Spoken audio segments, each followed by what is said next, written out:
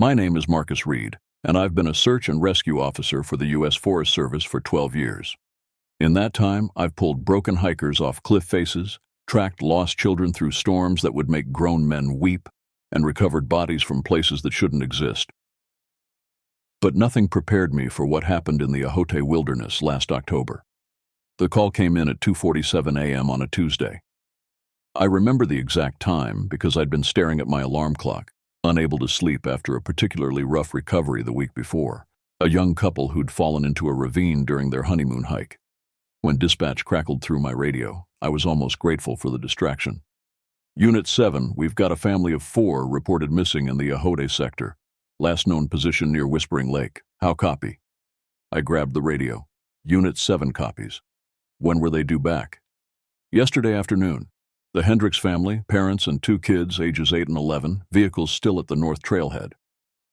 The Ocote Wilderness sprawls across 40,000 acres of dense pine forest, hidden valleys, and ancient rock formations in the most remote corner of our district. Whispering Lake sits dead center, a body of black water so still it mirrors the sky like polished obsidian. The place has a reputation among rangers. We don't talk about it much, but everyone who's worked these woods long enough has stories. I geared up in the dark, my hands moving through the familiar routine: pack, rope, first aid kit, GPS beacon, flare gun. The weight felt heavier than usual. Maybe it was the exhaustion, or maybe some primitive part of my brain already knew this wouldn't be a standard search. The drive to the North Trailhead took 2 hours through winding mountain roads. No cell service after the first 30 minutes. Just me, the growl of my truck's engine, and the endless tunnel of trees in my headlights.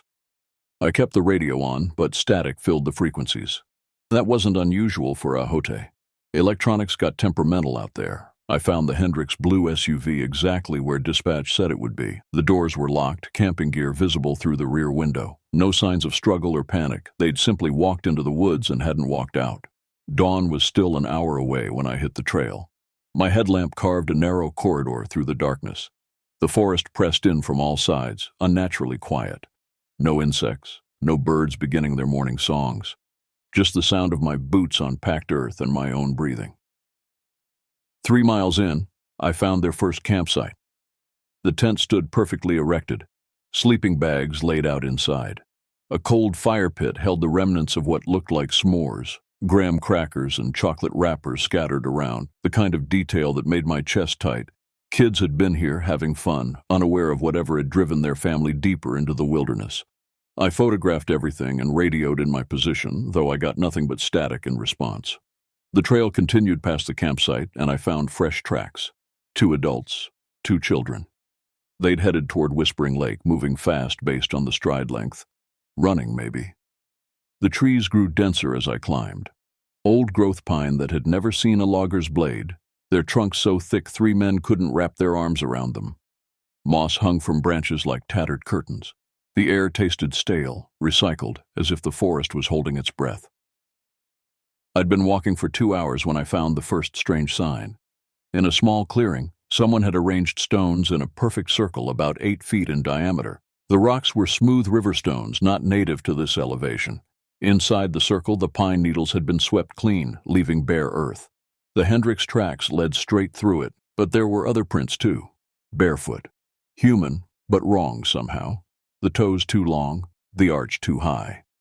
My training said to document and continue. My instincts screamed at me to turn back. I took photos and kept going. The forest changed as I approached Whispering Lake. The trees thinned, their branches twisted into unnatural shapes. Some grew sideways, parallel to the ground for 20 feet before angling skyward again. Others split and merged with neighboring trunks, creating wooden archways that looked almost deliberate. I found the second campsite on a ridge overlooking the lake. This one told a different story. The tent was shredded, long tiers running from top to bottom. Sleeping bags lay scattered, one hanging from a tree branch 15 feet up. Food containers were cracked open, their contents spoiled and reeking, but no blood, no bodies. The tracks here made no sense. The family's footprints went in circles, overlapping and doubling back, as if they'd been running in panic. Those barefoot prints were everywhere too, sometimes alongside the boots, sometimes overlapping them. In one spot, It looked like the barefoot prints had been walking on top of the boot tracks, matching them step for step. I stood at the edge of the ridge, looking down at Whispering Lake. The water lay black and motionless 400 feet below, surrounded by a narrow beach of white sand that glowed in the growing daylight. Nothing moved down there. No ripples, no birds. The reflection of the sky was so perfect it created a sense of vertigo, as if I might fall upward into that mirror world. That's when I heard it. A child's laughter, bright and clear, coming from somewhere near the lake. My heart jumped. I keyed my radio. "Dispatch Unit 7. I've got possible voice contact with the missing parties. Moving to investigate." Static. The trail down to the lake switched back and forth across the cliff face. I took it fast, hope mixing with dread in my stomach. The laughter came again, closer now. Definitely a child. But something was off about it. Too rhythmic, too perfectly repeated, like a recording stuck on loop. I reached the beach and stopped cold. There, drawn in the sand, were dozens of symbols. Not random scratches, but deliberate shapes. Spirals, interconnected triangles, figures that hurt to look at directly. The Hendrix tracks led straight through them toward a cluster of boulders at the far end of the beach. The laughter sounded again, and this time I pinpointed its source. Behind the largest boulder, someone small was sitting with their back to me. Red jacket, brown hair. It looked like the description of the Hendrix 8-year-old daughter.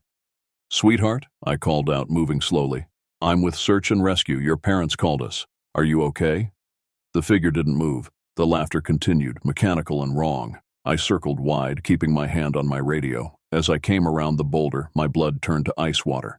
It wasn't the Hendrix girl. It wasn't even human, though it wore her clothes.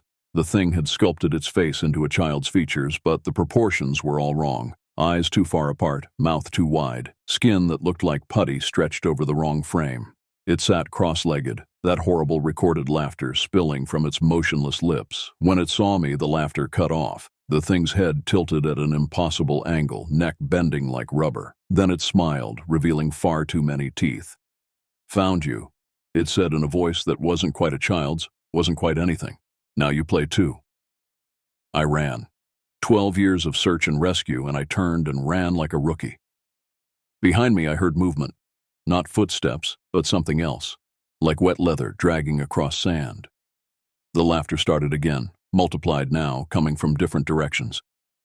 I made it halfway up the trail before my training kicked back in.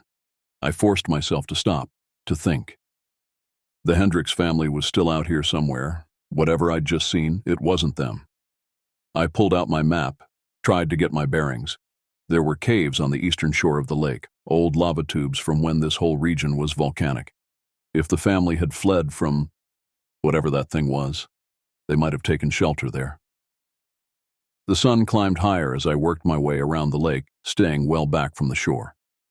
Every shadow could hide that thing. Every sound made me freeze, but I kept moving. That's the job. You don't leave people behind. I found the caves just before noon, a series of dark openings in the cliff face, the largest big enough to drive a truck through. Fresh tracks led inside, boots this time, no bare feet. I clicked on my headlamp and entered. The temperature dropped 20 degrees instantly. My breath misted in the beam of light. The cave stretched back farther than I could see, branching into multiple passages. I followed the tracks, calling out every few minutes. "Hendrix family, search and rescue!" My voice echoed strangely, sometimes coming back distorted, sometimes not coming back at all. The tracks led deeper, through passages that narrowed and widened seemingly at random. I marked my path with glow sticks, a breadcrumb trail back to daylight. Then I heard breathing that wasn't mine. The breathing came from ahead, slow and deliberate, not the panicked hyperventilation of someone in distress, but measured, almost meditative. I stopped, letting my headlamp beam probe the darkness. The cave narrowed here into a throat-like passage, walls slick with moisture that reflected my light in oily rainbows. "Hendrix family?" I called again, though something deep in my gut knew it wasn't them. The breathing stopped. Then, from much closer than I'd thought possible, a man's voice answered, "We don't use that name anymore." My hand went to the canister of bear spray on my belt. "Sir, I'm Marcus Reed with Search and Rescue. Your family's been reported missing. Is everyone all right?" silence stretched between us. When the voice came again, it was from a different direction entirely, though I hadn't heard movement. Names are cages. We're free now. You could be free too. I swept my light across the passage. Nothing, just rock and shadow and that persistent feeling of being watched. I need to see that you're okay. Can you come where I can see you? Laughter echoed through the cave, not the mechanical child's laugh from the beach, but something worse. Adult laughter with nothing human in it. It bounced off the walls, multiplying until it seemed to come from the rock itself. I backed up slowly, keeping my light moving. That's when I saw them. Eyes. Dozens of pairs of eyes reflecting my headlamp from crevices and shadows I hadn't even noticed. They blinked in unison, a synchronized flutter that made my skin crawl. Mr. Hendricks, I tried again, my voice steadier than I felt. Your children need medical attention. Let me help them. Our children are perfect now, a woman's voice said from directly behind me. I spun, but the passage was empty. They run on 4 legs. They see in the dark. They know the old ways. Something moved in my peripheral vision. I turned to see a shape skittering across the cave ceiling, too fast to track, but I caught impressions of elongated limbs and a human torso bent at impossible angles. It disappeared into a crack that should have been too small for a mouse. I made a tactical decision. These people, whatever had happened to them, were beyond my help. But procedure demanded visual confirmation. I needed to see them, document their condition, then get the hell out and call in a full team. I'm coming forward, I announced, moving into the narrow passage. I just need to confirm you're all here. The eyes watched my progress. Some tracked my movement. Others stared at fixed points, unblinking. The passage opened into a larger chamber, and my light revealed what I'd both expected and dreaded to find. The Hendricks family sat in a rough circle on the cave floor. At first glance, they looked almost normal, dirty, disheveled, but intact. The parents flanked their 2 children, all 4 facing inward with their eyes closed. But details jumped out that made my hands shake. Their clothes hung loose, as if they'd lost significant weight in just 2 days. Their skin had a grayish cast, like old meat, and their positions were too perfect, too still. No one breathes, no one swayed. They could have been mannequins. I found them, I whispered into my radio, forgetting it didn't work down here. At the sound of my voice, all 4 heads snapped toward me in perfect unison. Their eyes opened, revealing pupils dilated so wide the irises were just thin rings. They smiled, and I understood why their clothes fit wrong. Their bodies had changed shape. Rib cages expanded, joints bent in new directions. Whatever sat in that circle wore the Hendricks family's faces, but the resemblance ended there. Join us, they said in unison, their voices creating a harmony that resonated in my chest. The old one showed us the truth. Skin is just clothing. Take it off. Be free. The thing wearing Mrs. Hendricks's face stood up in a motion that didn't use any muscles I recognized. It flowed upright like smoke reversing. You've seen the guardian at the lake. It's beautiful, isn't it? It can teach you to change, to become. I backed toward the passage. We need to get you to a hospital. You're sick. All of you. They laughed again, that synchronized sound that felt like insects crawling over my brain. The children, or the things that had been children, began to move. Not walking, but a horrible crawling motion using hands and feet. Their backs arched impossibly high. They circled me, cutting off my exit. The old one has been alone so long, the father thing said. It needs new friends, new shapes to wear. We gave it ours gladly. Now it wants yours, the mother thing added. They moved closer, still in perfect synchronization. I pulled out my bear spray, the canister feeling pathetically small. Stay back. I don't want to hurt you. Hurt? The younger child thing tilted its head nearly backward. We don't feel hurt anymore. We feel everything else. The stone's heartbeat, the water's memory, the hunger that never ends. I've faced charging bears. I've rappelled down cliffs in lightning storms. But the coordinated movement of those 4 things pretending to be human broke something in my mind. I sprayed the bear deterrent in a wide arc and ran, their laughter chasing me through the passages. I followed my glow sticks like a lifeline, bouncing off walls in my panic. Behind me, I heard pursuit, not footsteps, but a wet, slithering sound interrupted by the crack of joints bending wrong. They were coming, and they were fast. I burst from the cave into blinding afternoon sunlight. Without stopping, I scrambled up the loose scree beside the entrance, trying to put elevation between me and whatever came next. 30 feet up, I risked a look back. They emerged from the cave on all fours, moving with horrible grace. In daylight, the wrongness was even more apparent. Their limbs had extra joints, their spines curved and flexed like snakes. They looked up at me with those dilated eyes and smiled in unison. But they didn't pursue. They sat at the cave entrance like trained dogs, watching, waiting. "The old one wants to meet you properly," the mother thing called up. "Tonight, when the moon is dark, come to the lake. Come alone. Or it will visit your town, your home, your family." They turned and flowed back into the cave, leaving me alone on the mountainside with the worst kind of fear, the kind that comes with understanding. This wasn't a search and rescue anymore. This was something else, something that threatened more than just 4 lost hikers. I made it back to my truck as the sun touched the western peaks. My radio worked once I cleared the Ahote interference, and I called in a careful report. Family located but showing signs of severe psychological break, possibly drug-related, requesting full hazmat team and psychiatric support. I didn't mention the eyes in the caves, the thing at the lake, the way human bodies had bent and flowed like melted wax. Who would believe me? Hell, I barely believed myself, but I knew I'd be back. Tonight when the moon was dark, because the thing wearing an 8-year-old girl's face had been right about one thing, I couldn't let it leave the Ahote wilderness. Whatever the old one was, it had to stay here, in these cursed woods where reality went soft around the edges. I drove home to prepare, to say goodbye, though I couldn't explain why, to load my truck with things that might help: salt, gasoline, road flares, my grandfather's silver cross. I didn't know what would work against something that could steal shapes and twist minds, but I had to try. The moon would be new tonight, dark, and I had an appointment at Whispering Lake. I spent the 4 hours until sunset making preparations I couldn't fully explain. My hands moved on autopilot while my mind raced through what I'd witnessed. In 12 years of search and rescue, I'd developed instincts about what gear to pack for different situations. But this required tools for a problem I didn't understand. I started with the obvious: weapons. My service rifle, a Remington 700 we used for predator control, 2 boxes of ammunition, the flare gun with extra cartridges, my personal .45 that lived in my truck's lockbox. But guns felt inadequate against something that wore human faces like masks. From my garage, I gathered stranger supplies: road flares, lots of them, 5 gallons of gasoline in approved containers, rock salt from last winter's ice storms, industrial glow sticks, the kind that burned for 12 hours, surveyor's chalk, a bag of iron filings from my metalworking phase, my grandfather's silver cross, tarnished black with age.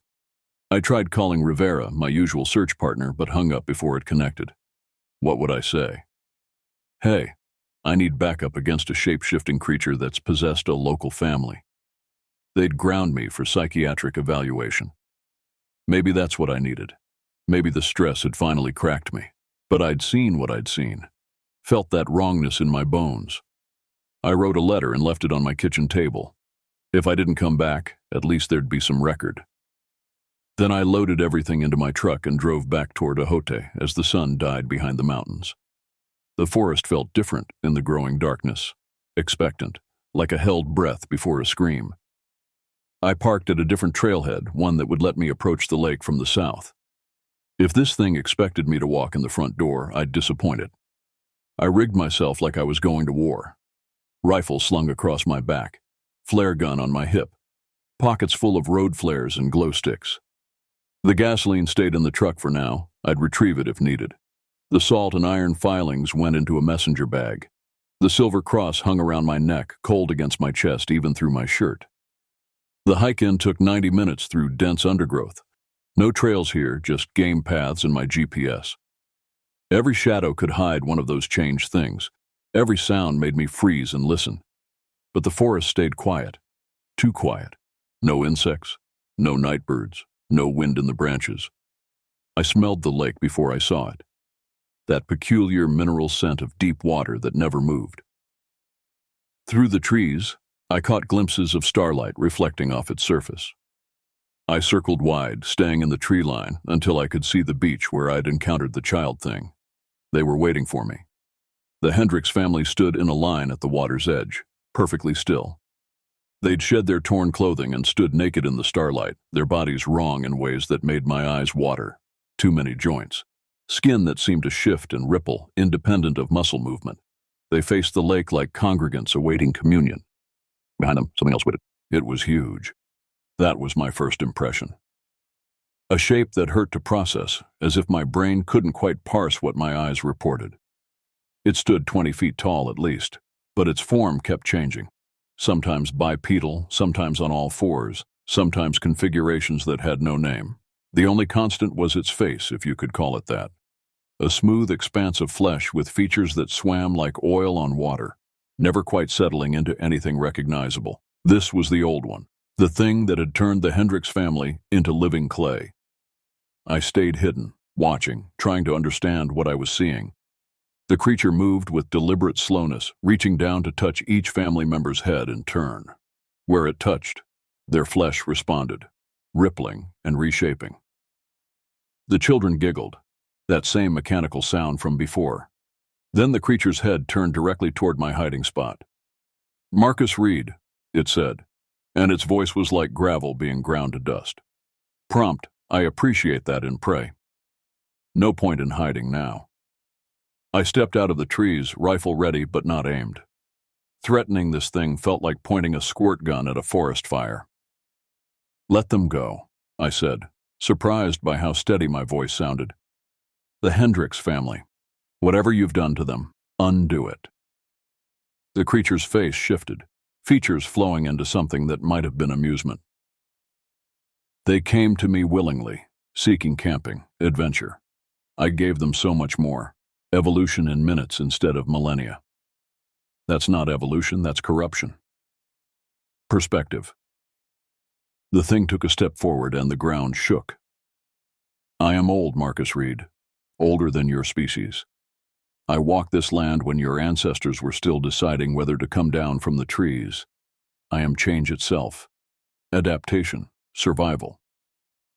The Hendricks family turned to face me, moving in that horrible synchronization.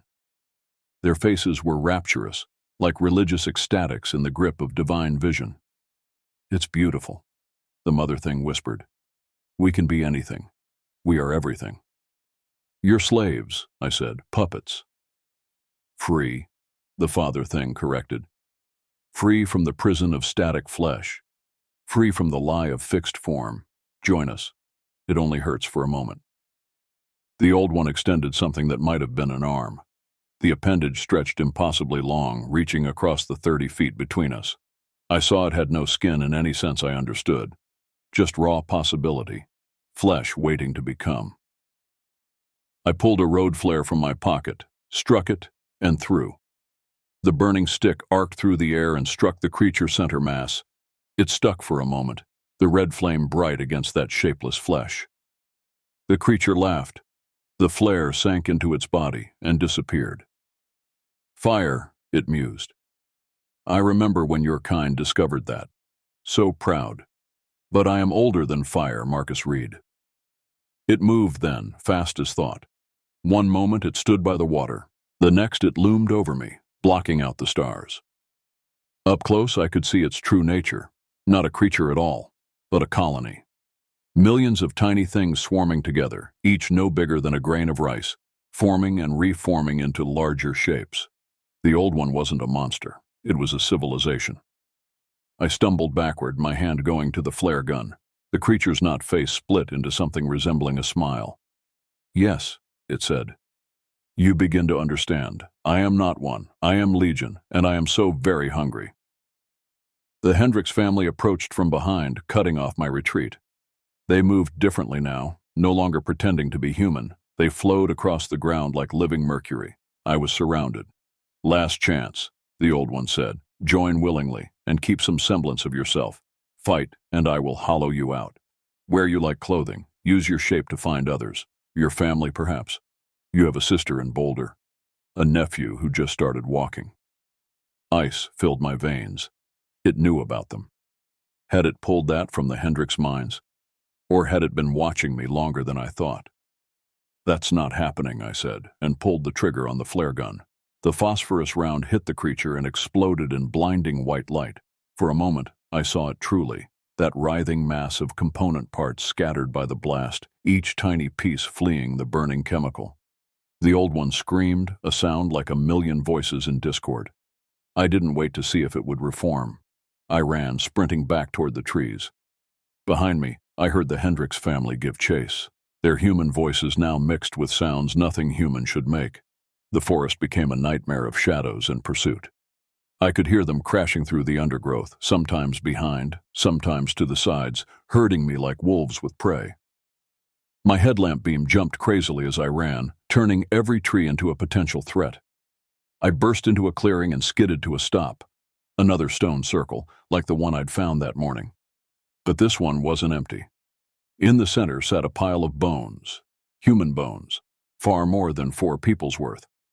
They were arranged with careful precision, skulls in the middle, femurs radiating out like spokes. The Hendricks family emerged from the forest surrounding the clearing. They didn't enter the circle.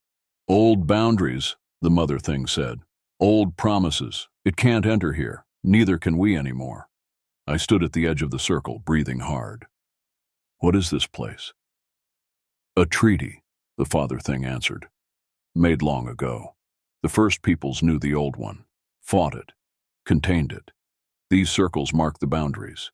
But treaties fade, promises are forgotten, and the old one grows hungry." "It's been calling," one of the children added.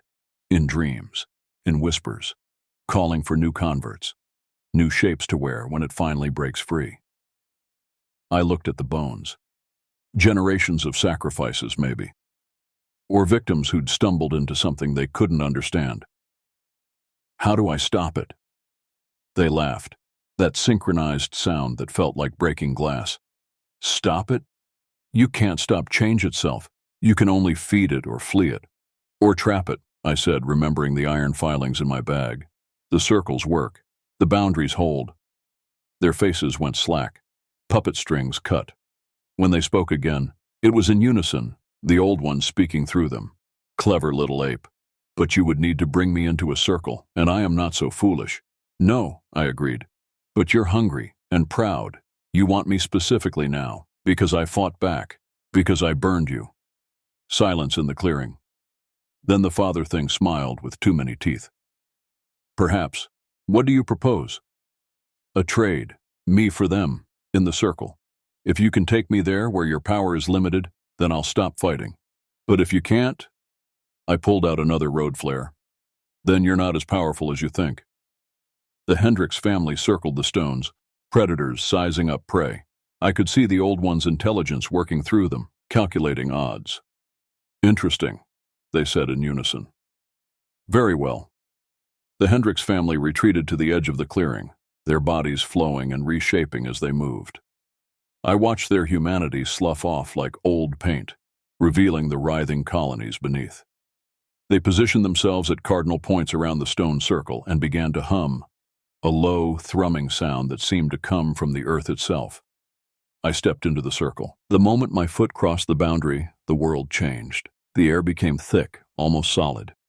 Colors shifted into spectrums I'd never seen before, and I could feel them, the bones beneath my feet, the last thoughts of everyone who died here, echoing like whispers in a cathedral. The old one materialized at the circle's edge, its massive form condensing from shadow and starlight.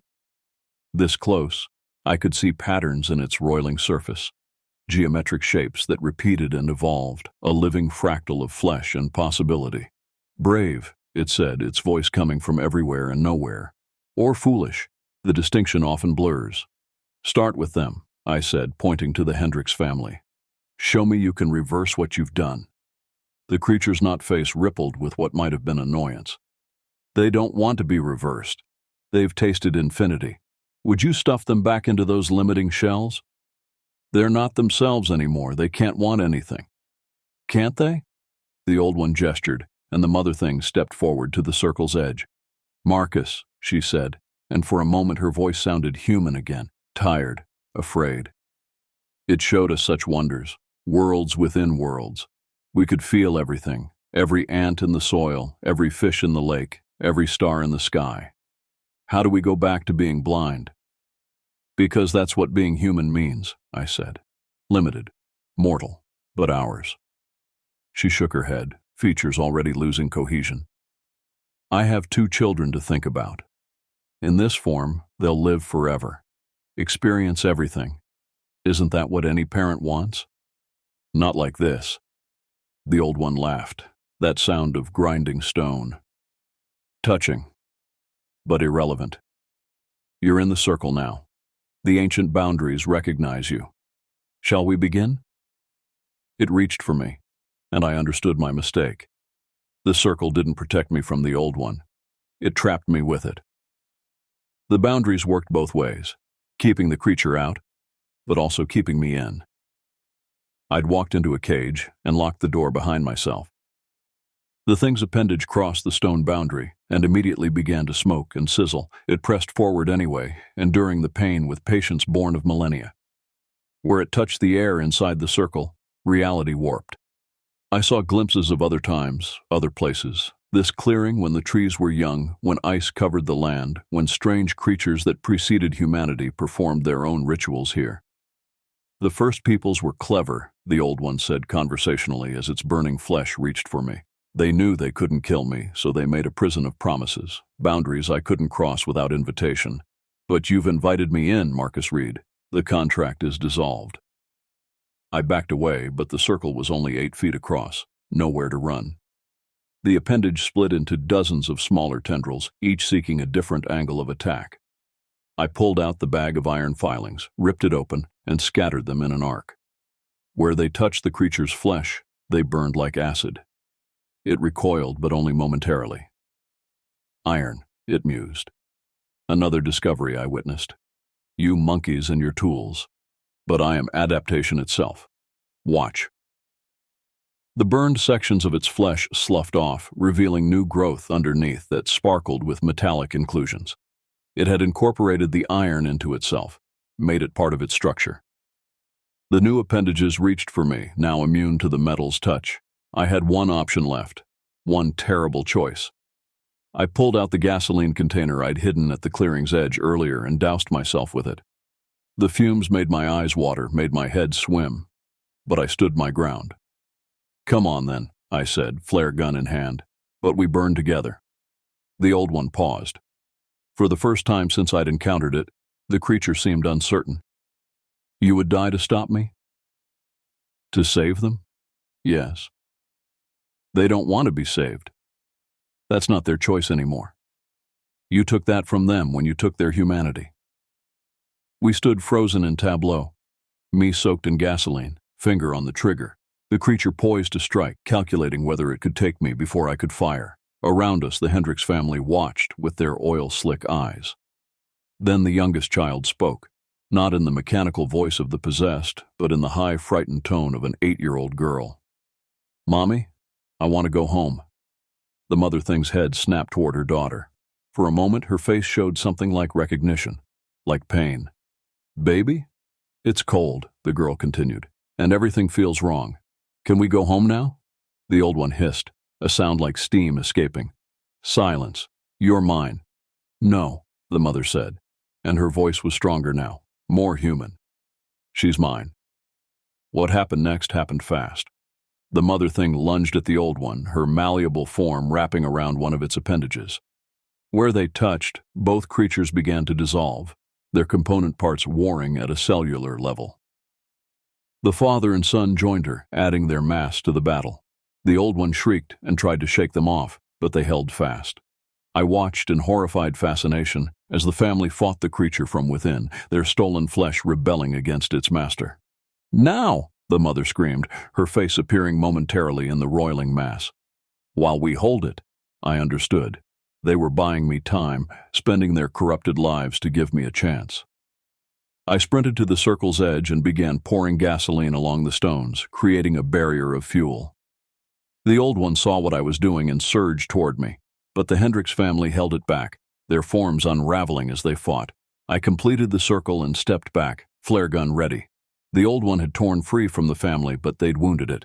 Great chunks of its mass lay twitching on the ground, trying to crawl back to the main body. The creature itself seemed diminished, no longer towering but hunched, defensive. Clever monkeys, it growled. But I am eternal. I will heal. I will endure.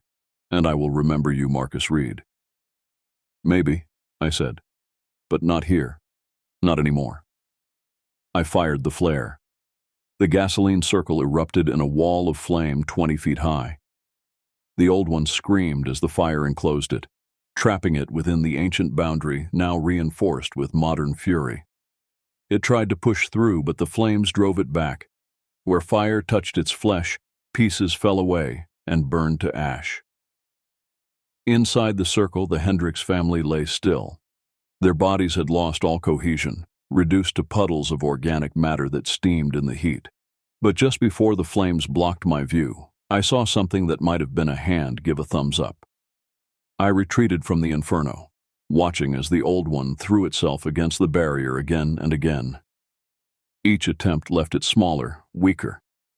It tried to burrow under the stones, but the ancient foundations went deep. It tried to leap over, but the flames leaped higher. "You've only delayed the inevitable," it shrieked. "I am patient. I am hungry. I will wait." "Then wait," I said. The fire burned for hours, fed by the creature's own flesh as much as the gasoline. I sat at a safe distance and watched, keeping vigil. Sometimes I heard voices in the flames, the Hendricks family saying goodbye, saying thank you, saying they were free.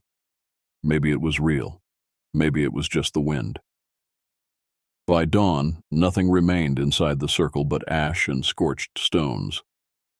The old one was gone, not dead, I suspected, but dispersed.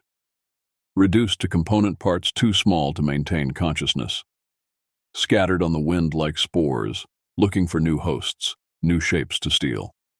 But not here. Not in Ahote.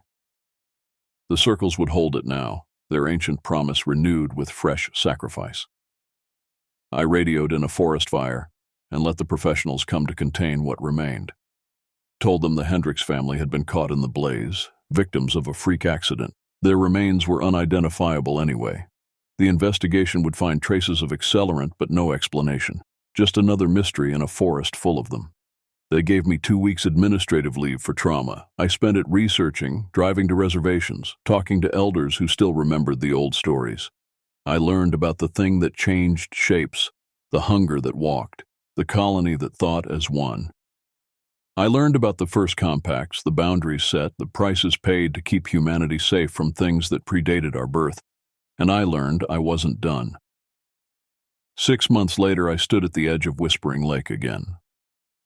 The spring melt had raised the water level, drowning the beach where I'd first encountered the child thing. The scorched stones of the circle were still visible on the ridge above, a black scar in the green forest. Nature was already beginning to reclaim it. Moss creeping over the rocks, saplings pushing through the ash. But I wasn't here for the circle. I was here for what lay beneath the water. The elder I'd spoken with, a Ute woman named Margaret Crow Feather, had told me the truth about Ahote. The name didn't mean restless one like the tourism board claimed. It meant the hungry place. For thousands of years, her people had known about the old one. They'd fought it, contained it, fed it when necessary. The circles weren't just boundaries, they were feeding stations, places where sacrifices could be made to keep the creature dormant. But hunger grows, she'd said, her ancient eyes fixed on mine. Each year it needs more. Each generation the price goes up. We stopped paying it 2 centuries ago when the white men came and called our ways savage. Now it wakes. Now it hunts. She'd shown me maps, old beyond measure, marked with symbols that predated written language. Ahote wasn't the only place. There were dozens of sites across the continent, each holding something that should stay buried. The old ones, the colony mines, the shape-takers, different names for the same apocalypse waiting to happen. "Someone must watch," she'd said. "Someone must remember. Will you?" So I watched. I'd transferred to the Ahote district permanently, despite the raised eyebrows from my supervisors. Made my cabin at the forest's edge into a monitoring station. Installed cameras at key points, though they rarely worked properly. Electromagnetic interference, the tech said. I didn't correct them. I walked the boundaries weekly, checking the circles, maintaining the ancient compact. Sometimes I found things. Hikers who'd gotten too close, animals that weren't quite right, plants that grew in patterns that hurt to look at. I dealt with them, quietly, efficiently. Nobody asked too many questions about the rising number of natural disappearances in Ahote. It was a dangerous forest. Everyone knew that. Today's visit was different. I'd been having dreams again, not the usual nightmares of melting flesh and synchronized laughter. These were invitations. Visions of the lake's depths where something waited. The old one, maybe, or something else. Something it had been guarding us from. I'd brought diving gear. Nothing fancy. I wasn't certified for much beyond basic recovery dives. But I needed to know what lay beneath those black waters. The lake was perfectly still as I waded in, my wetsuit barely disturbing the mirror surface. The water was cold, glacier-fed, and visibility dropped to nothing after 20 feet. I descended slowly, following the rocky slope down into darkness. At 40 feet, my flashlight beam caught something that shouldn't exist. Stairs. Carved stone steps leading deeper, covered in algae but unmistakably artificial. I'd read about this in the online forums. Rangers finding stairs in impossible places miles from civilization, always different, always wrong, always avoided by those who knew better. But I needed to know. I followed them down, my depth gauge spinning past safe limits. 60 feet, 80, 100. The pressure squeezed my skull, but the stairs continued. My light revealed carvings on the walls, the same symbols from Margaret's maps, repeated in dizzying patterns. At 120 feet, far deeper than Whispering Lake should go, the stairs ended at a door. It was massive, stone, covered in symbols that seemed to shift when I wasn't looking directly at them. At its center was an indentation in the shape of a human hand. Above it, carved in multiple languages, including English, was a simple message. The first prison, the last hope, do not open. I hung there in the crushing darkness, staring at that door. Whatever lay beyond had been sealed before humans walked upright. The old one, the colony creature I'd fought, was just a guard dog, a sentry left to prevent anyone from finding this place. But it had failed. I'd found it. And now I had a choice. My air gauge showed 15 minutes remaining, enough time to surface safely if I left now. But the door pulled at me. The hand-shaped indentation seemed to pulse with invitation. Whatever was behind there had been calling in my dreams, promising answers, promising power, promising to make me like the Hendricks family, evolved, unlimited, free from the prison of static flesh. I reached out, hand trembling. The stone was warm despite the freezing water, waiting, welcoming. Then I remembered the little girl's voice. "Mommy, I want to go home." I pulled my hand back and began my ascent. Whatever that door protected or contained, it would stay sealed. Some knowledge wasn't meant for us. Some evolutions led only to extinction. I broke the surface, gasping, the sun painful on my eyes. As I floated there, catching my breath, I made a decision. The old one was gone, but not dead. This door existed, waiting for someone foolish enough to open it. And there were other sights, other hungers waiting to wake. Someone had to watch. Someone had to remember. I'd need help. Others who'd seen the impossible and survived. Rangers, cops, firefighters. The ones who worked the margins where reality got thin. We'd build a network, share information, hold the line against things that had no business in our world. Because the alternative was unthinkable. A world where the Hendricks family's fate was humanity's future, where ancient hungers woke and fed and transformed us into their image. I swam to shore and began planning. First, I'd seal the lake, no more divers, no more chances for discovery. Then I'd reach out to the others who'd encountered strangeness in their territories. Build a coalition of watchers. The old one had called me clever. It had no idea how clever humans could be when motivated by terror and love in equal measure. Months passed.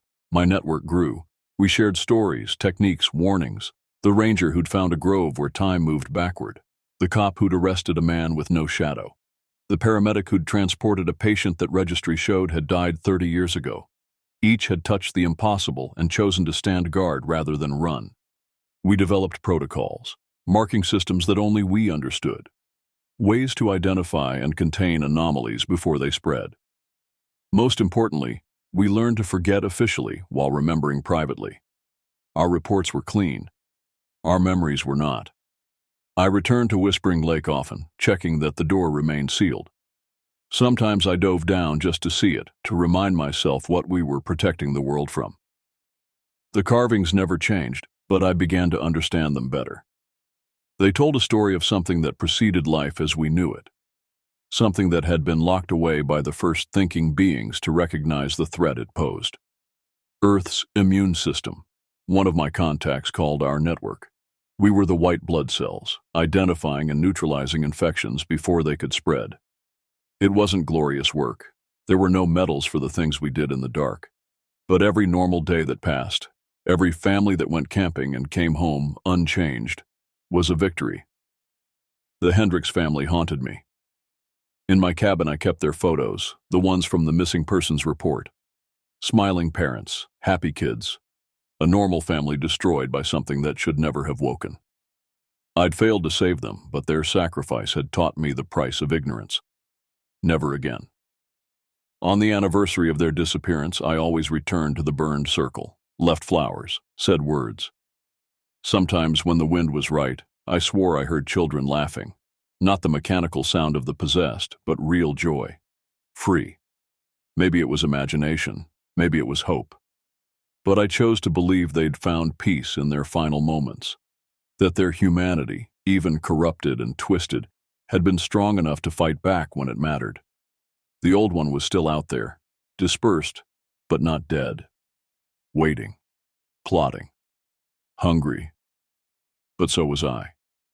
Hungry for justice, for protection, for a world where families could explore the wilderness without being transformed into nightmares.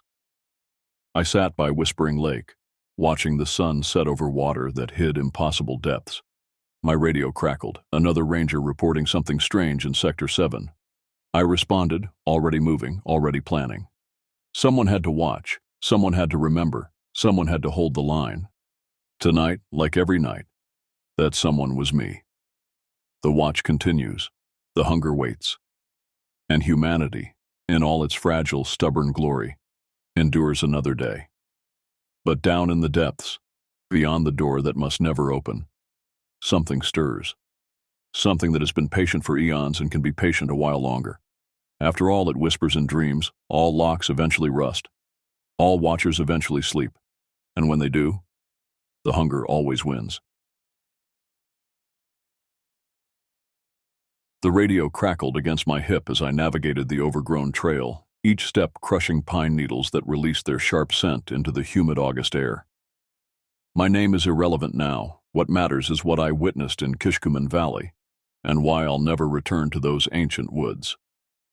I'd been a park ranger for 12 years when the call came in. 6 hikers, all international graduate students from the university, had failed to check in after a 3-day backpacking trip.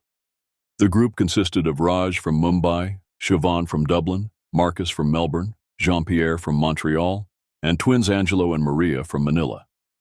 They'd planned to reach Wanaki Lake, a pristine body of water 23 miles into the wilderness, accessible only by foot. Base, this is Unit 7, I spoke into the radio. Beginning search grid at the northern trailhead. Weather's turning.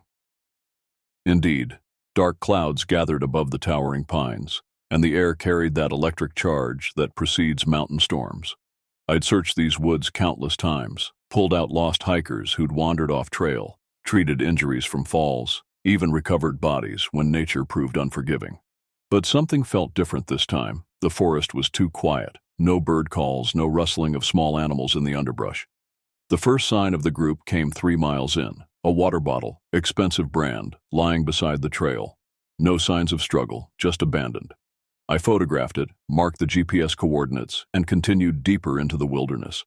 By mile 7, I found their first campsite. The fire ring held cold ashes, and boot prints circled the area in seemingly random patterns. What caught my attention were the claw marks on a nearby pine, starting 8 feet up the trunk.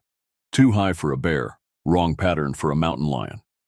The bark was shredded in 4 parallel lines, each gouged deep enough to expose the pale wood beneath.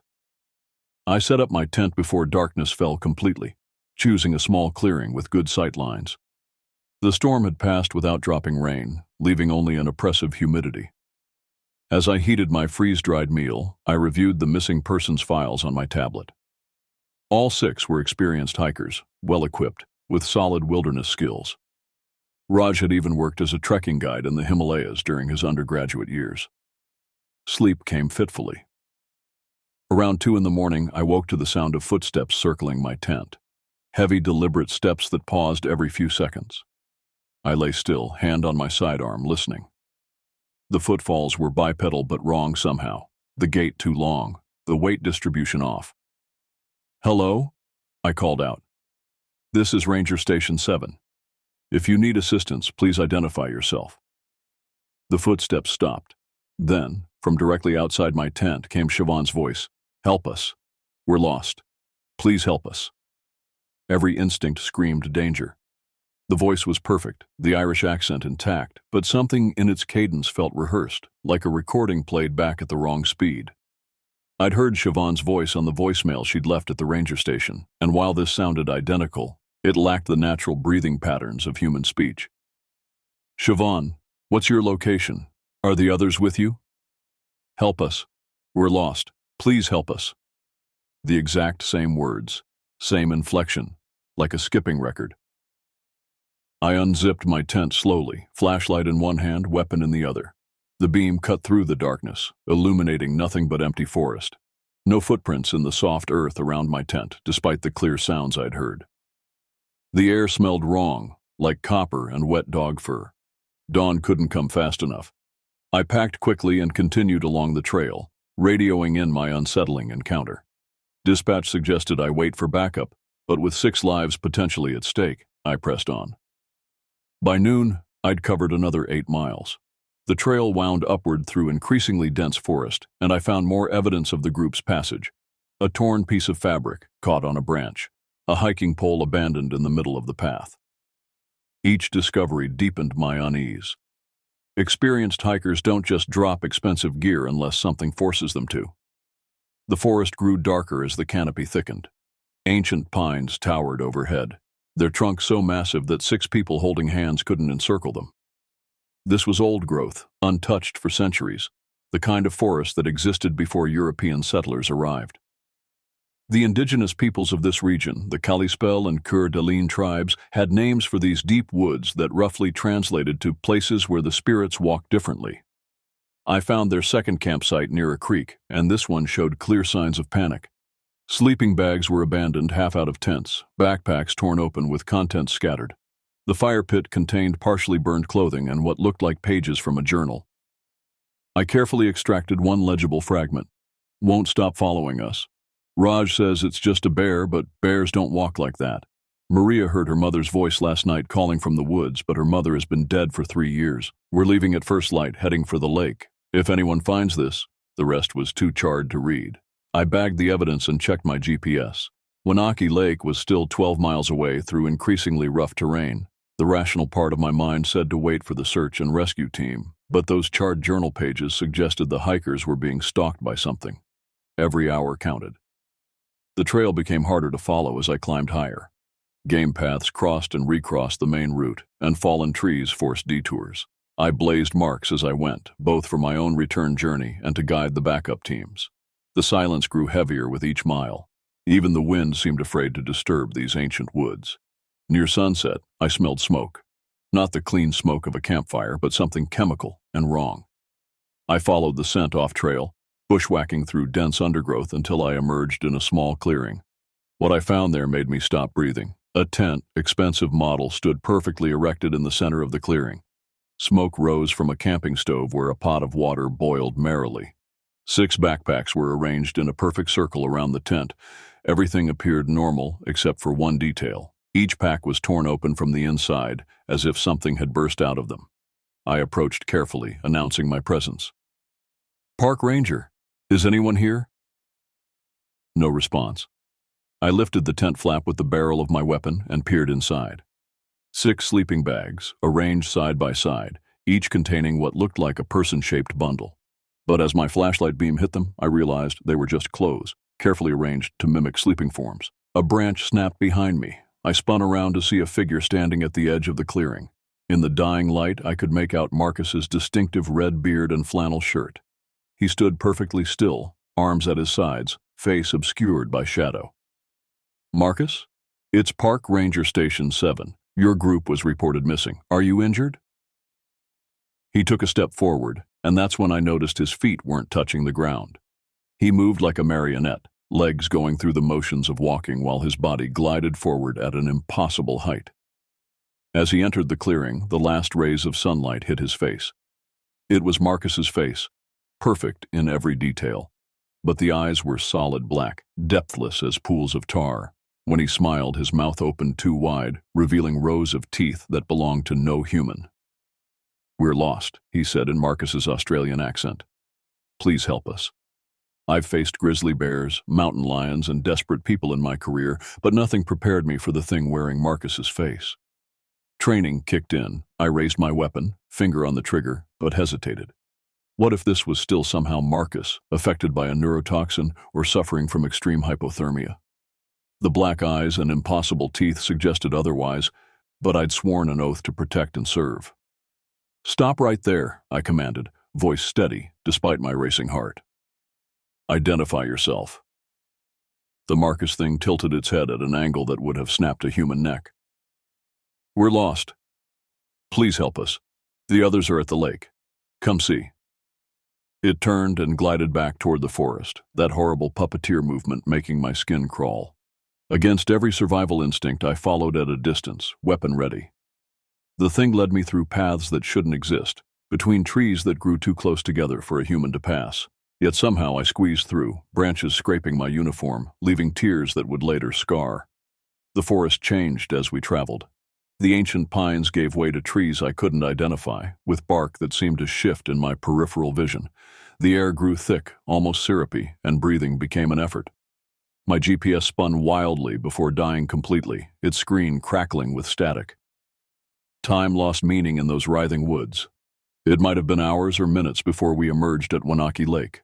The water stretched before us, black as oil under the starless sky. On the far shore, barely visible, stood a structure that shouldn't exist, a two-story cabin with lights glowing warmly in every window. "There," the Marcus thing said, pointing with a hand that had too many joints. "Safe now, others waiting." It continued around the lake's edge, and I followed, maintaining my distance. The cabin grew larger as we approached, revealing details that made no sense. The logs were massive, each one the full trunk of an ancient tree, yet they showed no signs of age or weathering. Windows reflected light from inside but revealed nothing of the interior. The front door stood open, spilling golden light onto a wraparound porch that hadn't existed on any park survey. From inside came the sound of laughter, clinking glasses, and unmistakably, Jean-Pierre's distinctive Quebecois accent telling what sounded like a joke. The Marcus thing ascended the porch steps and disappeared inside without looking back. I stood at the threshold, every instinct screaming warnings, but those were definitely human voices inside, and I had a job to do. I entered. The interior defied the cabin's external dimensions. A great room stretched impossibly far, with a ceiling that vanished into shadow despite the warm lighting. A massive stone fireplace dominated one wall, its flames casting dancing shadows, and there, seated around a rustic dining table, were my missing hikers. All six sat in high-backed chairs, plates of steaming food before them. They were laughing, passing dishes, pouring wine from bottles that never seemed to empty. Raj was telling a story about a monastery in Nepal, gesturing animatedly. The twins sang what sounded like a Tagalog folk song. Siobhan and Marcus debated something about Australian football versus Gaelic games. "Hey there." Jean-Pierre noticed me first, raising his glass in salute. "Come join us, friend. Plenty of food." They all turned to look at me, smiling warmly, and that's when I noticed none of them were blinking. Their eyes remained wide open, unmoving, even as they smiled and talked. Worse, their mouths didn't quite sync with the words they spoke, like badly dubbed movies. "I'm here to bring you back," I said, not moving from the doorway. "Your families are worried. We need to leave now." "But we just got here," Maria said, her voice coming from a mouth that didn't move at all. "The food is wonderful. Sit. Eat." Raj stood, his motion too smooth, as if he were on wheels rather than legs. "You must be tired from your journey. Rest first, then we can discuss leaving." He pulled out an empty chair and I noticed something that made my blood freeze. The chair wasn't empty. There was already someone sitting in it, or at least the shadow of someone. a dark outline that suggested a human form, but wrong, stretched in impossible directions. No, I backed toward the door. You all need to come with me now. That's an order. Their smiles never wavered, but the temperature dropped 20 degrees in an instant. Frost formed on the windows, and my breath came out in visible puffs. The warm lighting flickered, and in those moments of darkness, I saw the truth. They weren't sitting at the table. They were part of it. Their bodies fused with the wood, skin and bark intertwined in patterns that hurt to perceive. The food on their plates writhed with its own life, and the wine in their glasses was too thick, too dark. You should have accepted our hospitality, Angelo said, his voice now coming from the walls themselves. So much easier when they accept. I ran. Behind me, the cabin groaned like a living thing. The doorway tried to close, wood flowing like water to seal the exit, but I dove through just as it snapped shut. I hit the porch hard, rolled, and kept running. The forest around the lake had changed. Trees leaned inward, branches reaching down like grasping fingers. The ground beneath my feet became soft, sucking at my boots with each step. And behind me, getting closer, came the sound of pursuit. Not footsteps, but a wet sliding noise, as if something massive dragged itself along the ground. I reached into my pack while running, pulling out the emergency flares I carried. Without looking back, I cracked one and threw it behind me. The red light illuminated something that my mind still refuses to fully process. A shape that was simultaneously the 6 hikers and something vast and ancient, a thing of too many limbs and mouths that opened in places mouths shouldn't be. The flare's light seemed to paint it. The pursuit sounds faltered, and I gained distance. But the path I'd taken to the lake was gone. The forest had rearranged itself, creating a maze of identical trees and endless loops. Each direction I turned led back to glimpses of that impossible cabin, its windows now dark except for 6 silhouettes that stood motionless, watching. Panic would mean death. I forced myself to stop, to think. The old-growth forests of the Pacific Northwest had their own logic, their own rules. The Kalispel people had lived alongside these mysteries for generations. I remembered something a tribal elder had told me years ago during a cultural exchange program. When the forest turns strange, trust water. Moving water remembers the true path. I could hear a stream to my left, barely audible over my pounding heart. I crashed through the underbrush toward it, thorns tearing at my clothes. The sound of pursuit resumed, closer now, accompanied by voices I recognized calling my name in tones of false concern. The stream was narrow but fast-moving, its water ice-cold and clear. I splashed into it, following its course downstream. The water reached my knees, then my thighs. But I kept going. Behind me, the voices stopped at the water's edge. "Come back," Siobhan's voice pleaded. "You're going the wrong way. We're waiting for you." I didn't look back, didn't respond. The stream widened, joined by others, becoming a proper river. The forest around it looked more familiar, more real. My GPS flickered back to life, showing my position 8 miles from where I'd started the day. I followed that river for hours, sometimes wading, sometimes scrambling along its banks.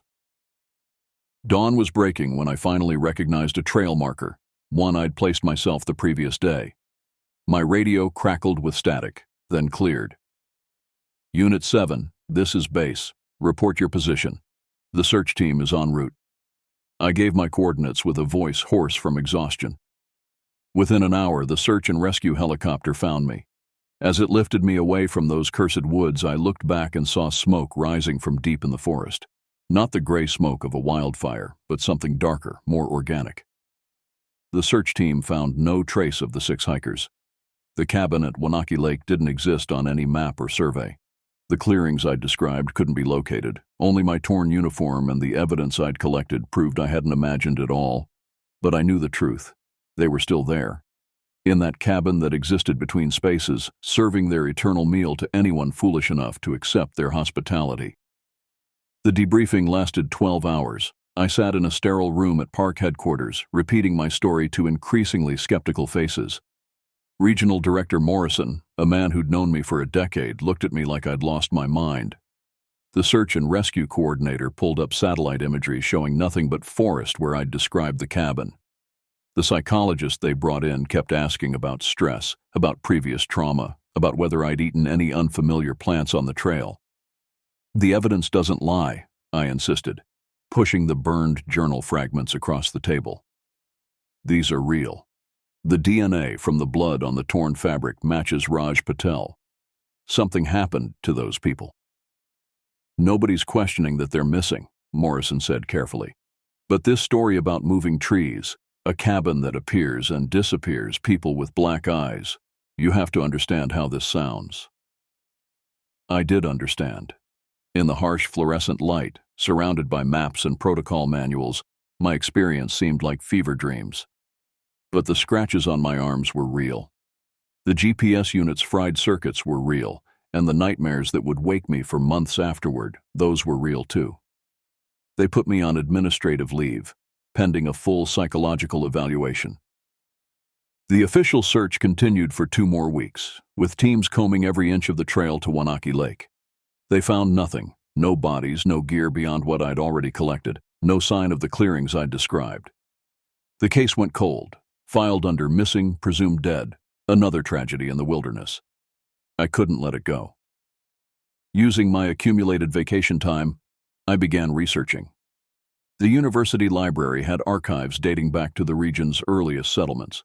I found references, scattered and vague, to similar disappearances. In 1952, a group of Boy Scouts vanished near Wanaki Lake. In 1978, 3 forestry workers went missing in the same area. In 1891, an entire logging camp, 14 men, disappeared overnight, leaving behind a perfectly organized campsite and meals still warm on their plates. The indigenous stories were more explicit. An anthropology professor connected me with Joseph Crow Feather, a Kalispel elder who agreed to meet at a diner in Spokane. He was in his 80s, with eyes that had seen too much. "You encountered something that shouldn't be spoken of," he said after I'd told my story. "My grandfather called them the empty ones. They were here before us, before anyone. They wear faces like masks, build structures that exist outside normal space. Why didn't anyone warn us? Why isn't this area restricted?" He smiled sadly. "Would you have believed such warnings? Besides, they don't always hunt. Sometimes decades pass without incident. They sleep or go elsewhere, or simply watch. But when they wake, when they hunger." He trailed off, then added, "Your friends aren't dead. Death would be merciful." I pressed for more information, but he'd said all he would. As he left, he paused at my table. "If you're smart, you'll leave this alone.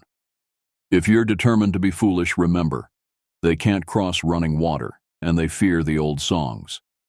But knowing this won't save you if you seek them out." I wasn't smart. 3 weeks into my investigation, I received a package at my apartment. No return address, no delivery record with any carrier. Inside was a water-damaged journal and a note in handwriting I didn't recognize. "You're not the only one who escaped." The journal belonged to Catherine Chen, the sole survivor of the 1978 forestry workers incident. Her official statement had claimed amnesia, but this journal told a different story. She'd documented her experience in detail. The thing that wore her colleague's face, the impossible cabin, the endless feast where her friends sat fused to furniture. But she'd also written about something I hadn't encountered.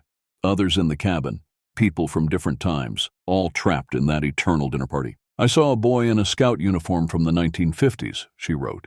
"He was serving wine to a logger who kept repeating the same story about his childhood in Norway. They didn't see each other, existed in their own loops, but they were all there, all part of the collection."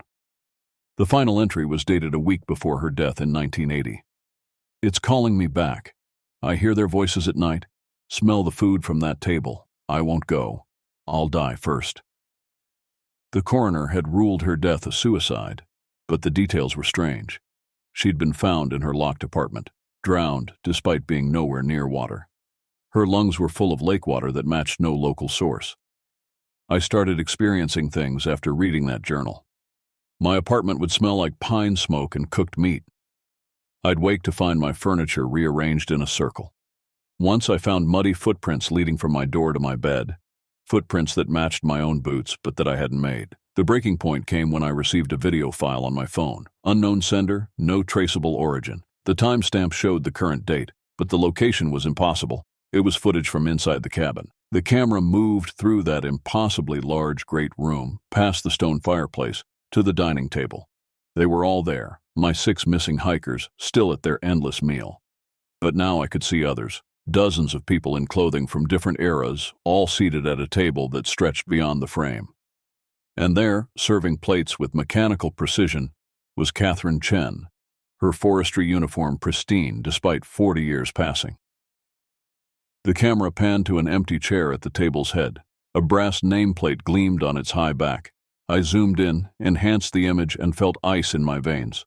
It bore my name. That night, I made a decision.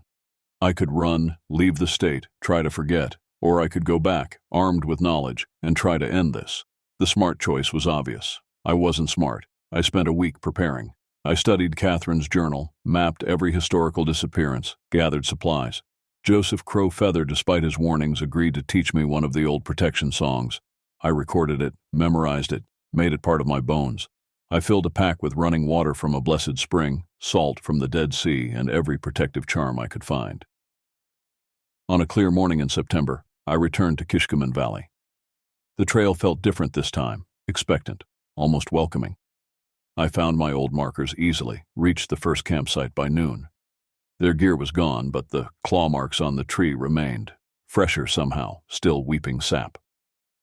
I pushed harder, reaching the burned clearing by late afternoon.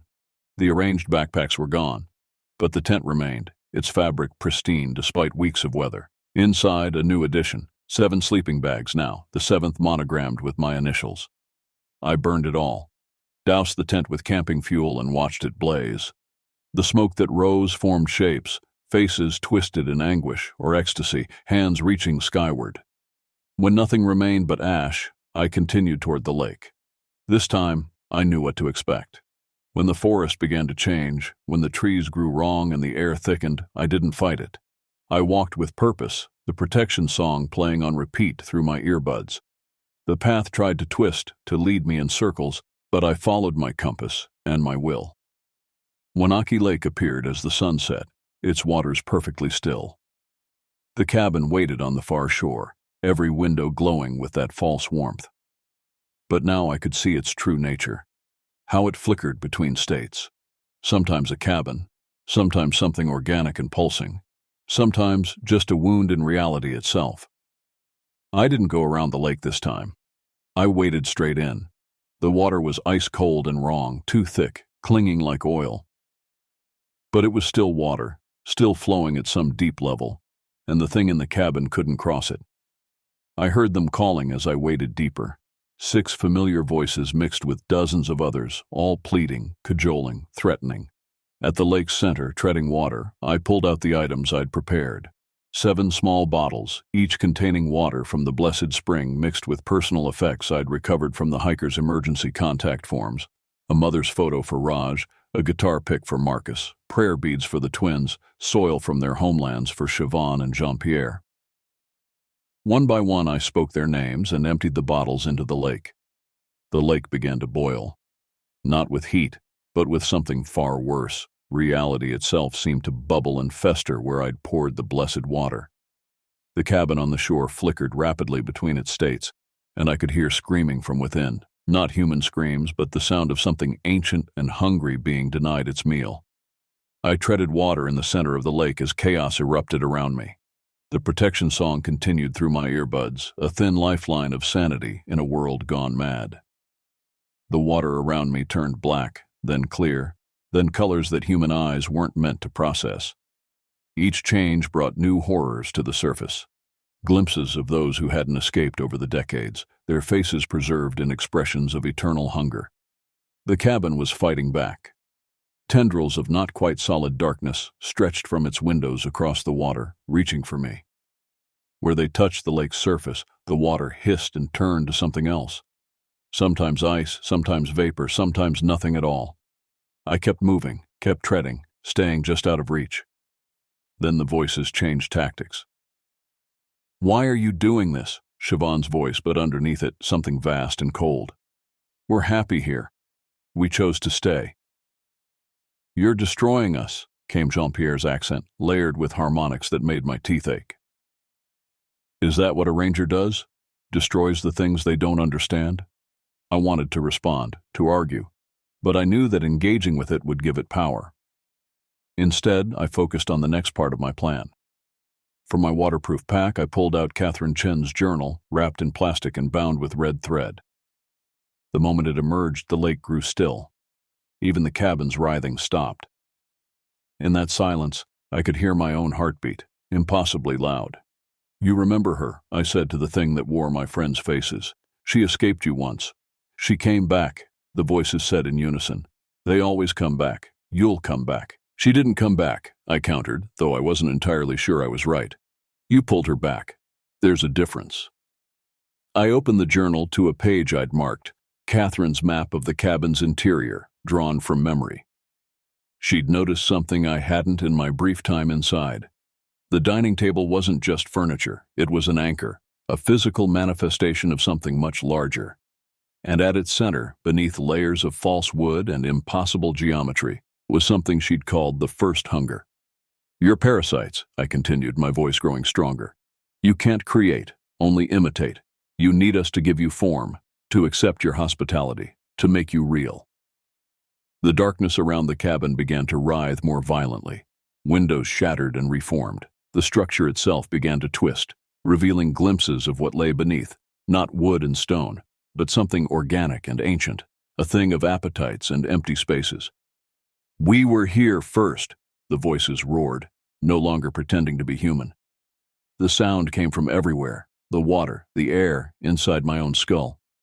Before your cities, before your stories, before your dreams gave us shape, we hunger because you taught us hunger. We wear faces because you gave us faces to wear. The lake began to drain. Not naturally, but as if something massive beneath was drinking it down. As the water level dropped, I saw them. Concentric circles of chairs and tables stretching down into depths that shouldn't exist. Hundreds of people from across the centuries, all frozen in their eternal meal. All looking up at me with eyes that reflected nothing.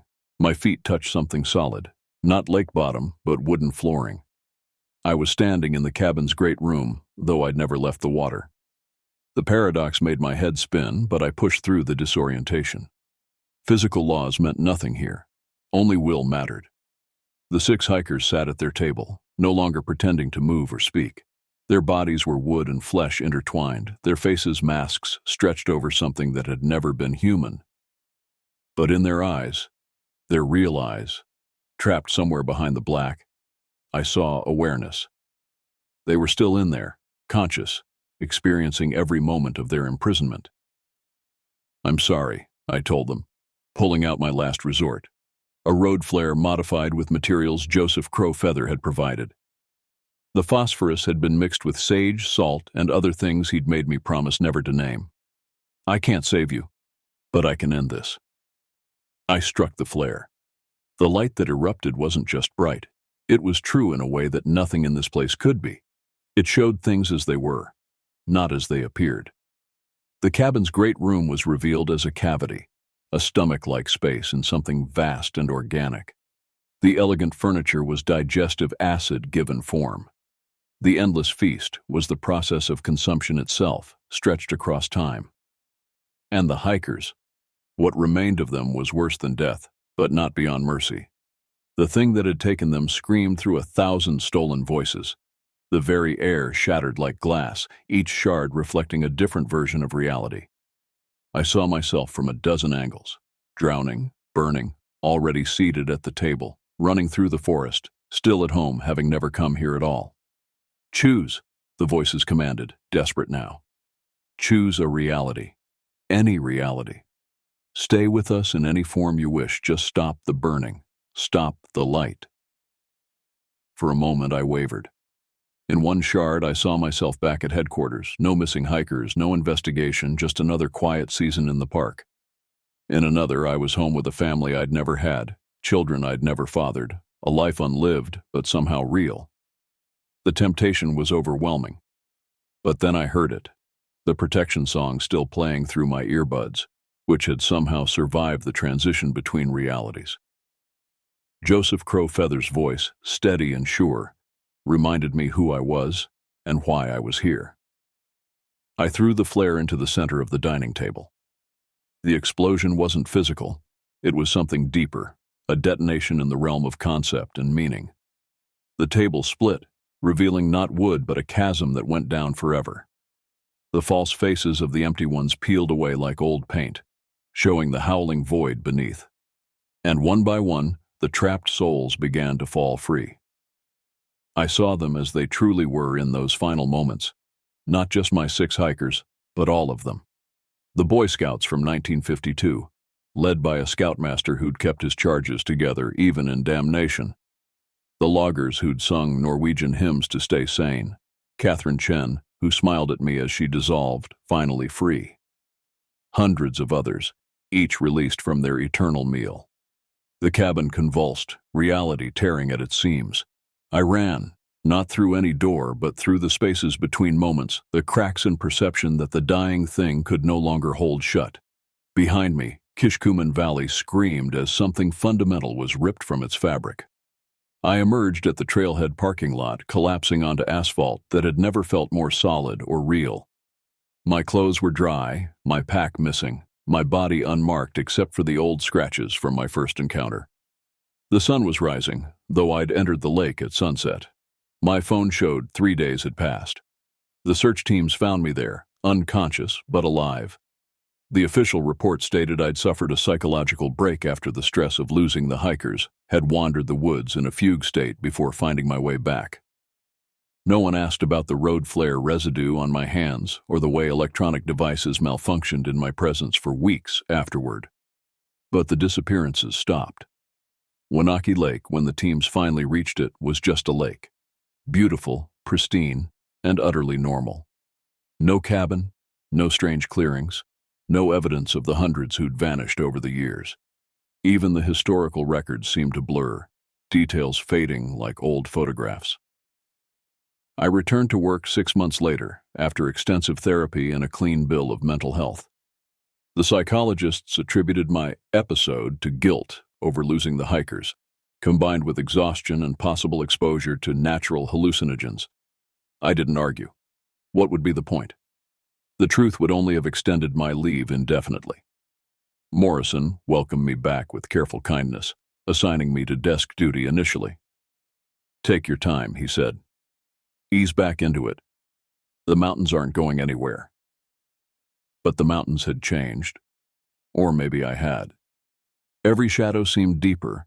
Every unexplained sound carried weight. I found myself checking missing persons reports obsessively, looking for patterns that might indicate another hunger awakening somewhere in the vast wilderness we pretended to manage. 3 months into my return, I received a letter. No postmark, no return address. Just my name written in handwriting I recognized from Catherine Chen's journal. Inside, a single sheet of paper. "Thank you, we are free. But freedom is not forgetting. The mountain remembers. The lake remembers. And when you sleep, you remember too. They are not gone. They are waiting. Empty spaces cannot be destroyed, only moved. Be watchful. KC." That night I dreamed of the cabin. Not the nightmare I'd grown accustomed to, but something different. It stood in a desert now, or perhaps at the bottom of an ocean, or in the space between stars. The windows were dark, the door closed, but I could feel it breathing. Waiting. Hungry for the next group of travelers who would accept its hospitality. I started researching again, but carefully this time. Online forums for park rangers, search and rescue personnel, wilderness guides. Hidden in the official reports and cheerful vacation photos were the stories, always told sideways, always deniable. A research station in Antarctica where the crew had been found seated around their dinner table, frozen but arranged as if still eating. A mountain refuge in the Alps where hikers reported hearing dinner parties in empty buildings. A fire lookout tower in Oregon where rangers refused to stay overnight, though no one would say why. The pattern was clear to those who knew how to look. The empty ones hadn't been destroyed. They'd simply relocated, spreading like spores to new hunting grounds. The thing I'd burned in Kishkumen Valley was just one growth of something much larger, much older. A year passed. The official search for the 6 hikers was quietly closed, their families left with questions that would never be answered. I attended each memorial service, spoke when asked about their bravery and experience, never mentioning what I'd really seen. The lies came easier than they should have. Jean-Pierre's father cornered me after his son's service in Montreal. "You saw something," he said in accented English. "I can see it in your eyes." The same look my grandfather had when he came back from the war, having seen things that shouldn't exist. I wanted to tell him everything, to explain that his son had been brave to the end, that even transformed into something inhuman, some essence of Jean-Pierre had remained. But what comfort would that bring? Instead, I gripped his shoulder and said, "Your son faced the wilderness with courage. That's what matters." He studied my face for a long moment, then nodded. "Some truths are too heavy to share, I understand. But tell me, is he at peace now?" "Yes," I said, and meant it. "He's at peace." Back in my jurisdiction, I became known as the ranger who'd survived a breakdown and come back stronger. Younger rangers sought my advice, and I gave it freely, about everything except the deep woods, the places where trails disappeared and compasses spun. Those areas, I quietly steered them away from. I mapped the old growth forests differently now, marking not just trails and water sources, but also the thin places where reality grew soft. The indigenous names for these locations took on new meaning. When developers proposed expanding trail access to some of these areas, I fought it with a vehemence that surprised my supervisors. "These are culturally sensitive sites," I argued in meeting after meeting. "The local tribes have specifically requested limited access." It wasn't entirely a lie. Joseph Crowfeather and other elders had been happy to support my efforts, understanding better than any environmental impact report what lurked in those untouched spaces. 5 years after Kishkaman Valley, I thought I'd found a balance. I'd learned to live with the knowledge, to function despite the weight of what I'd seen. My nightmares had faded to occasional disturbances. I'd even started dating again, though I could never fully explain why I insisted on living in apartments with running water on all sides. Then Samira Nassar contacted me. She introduced herself as a folklore researcher from the University of British Columbia, studying anomalous disappearance patterns in North American wilderness areas. Her email was professional, academic, but between the lines, I read a deeper understanding. We met at a coffee shop in Seattle, neutral ground. She was younger than I'd expected, early 30s, with the kind of intense focus that comes from personal experience rather than academic curiosity. "My brother was part of a climbing expedition in the Himalayas 4 years ago," she said after the pleasantries. 12 experienced mountaineers. They found their base camp perfectly maintained, dinner still cooking, all gear accounted for. No bodies, no signs of avalanche or accident. Just gone. I said nothing, waiting. "I've found similar patterns globally. The Australian outback, the Siberian wilderness, the Amazon. Always remote areas, always groups who simply vanish, sometimes leaving behind camps that suggest they left in the middle of routine activities." She pulled out a tablet, showing me data she'd compiled. And in a statistically significant number of cases, there's a survivor. Someone who was with the group initially but left early due to injury or illness. Someone who escaped. "What do you want from me?" I asked, though I already knew. "I've read between the lines of your report. The 6 hikers in Kishkaman Valley, their disappearance fits the pattern, but something changed afterward. The area became clean, for lack of a better word. No more disappearances, no more strange reports. That's unique in my data." She leaned forward, her dark eyes intense. "I think you didn't just survive. You found a way to fight back. And I need to know how, because these things are spreading." I thought of Catherine Chen's warning, of the dreams that still sometimes showed me cabins in impossible places. I thought of the families who would never have answers, the future hikers who would stumble into ancient hungers wearing new faces. "It's not safe," I said finally. "The knowledge itself is dangerous. Once you truly understand what they are, they can find you more easily. You'll smell different to them, like prey that's aware it's being hunted." "I'll take that risk," she said without hesitation. "My brother is still out there somewhere. Not dead. I'd know if he were dead. He's trapped like your hikers were trapped. And if there's even a chance I can free him..." I recognized the determination in her voice. The same drive that had sent me back to Kishkumen Valley with bottles of blessed water and a modified flare. The same refusal to accept that some losses were permanent. Over the next hours, I told her everything. The empty ones, the protection songs, the nature of their hunger and how it could be disrupted. She took notes in a cipher of her own devising, understanding instinctively that this knowledge shouldn't exist in plain text. The key, I explained, is understanding that they're not really entities in the way we think of living things. They're more like wounds in reality that have learned to hunt. They need us to give them shape, to accept their false hospitality. Without that acceptance, they're just hungry spaces pretending to be places. And the water?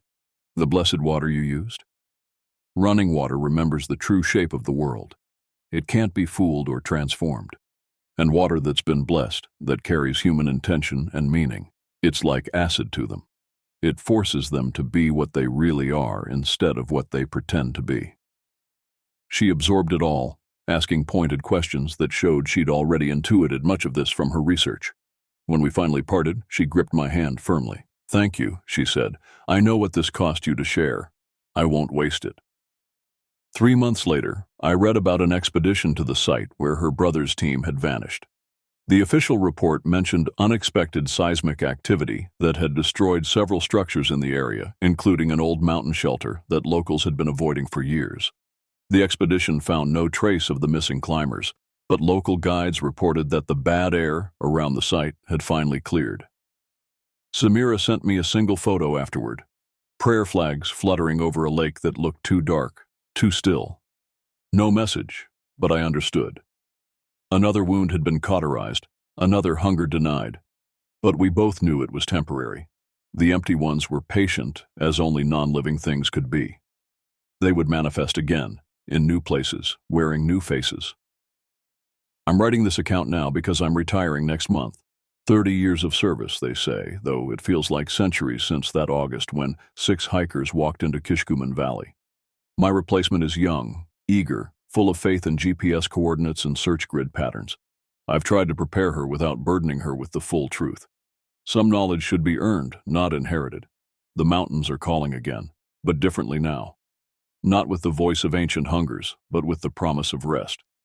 I've bought a small cabin, a real one, built by human hands, surrounded by running water on 3 sides.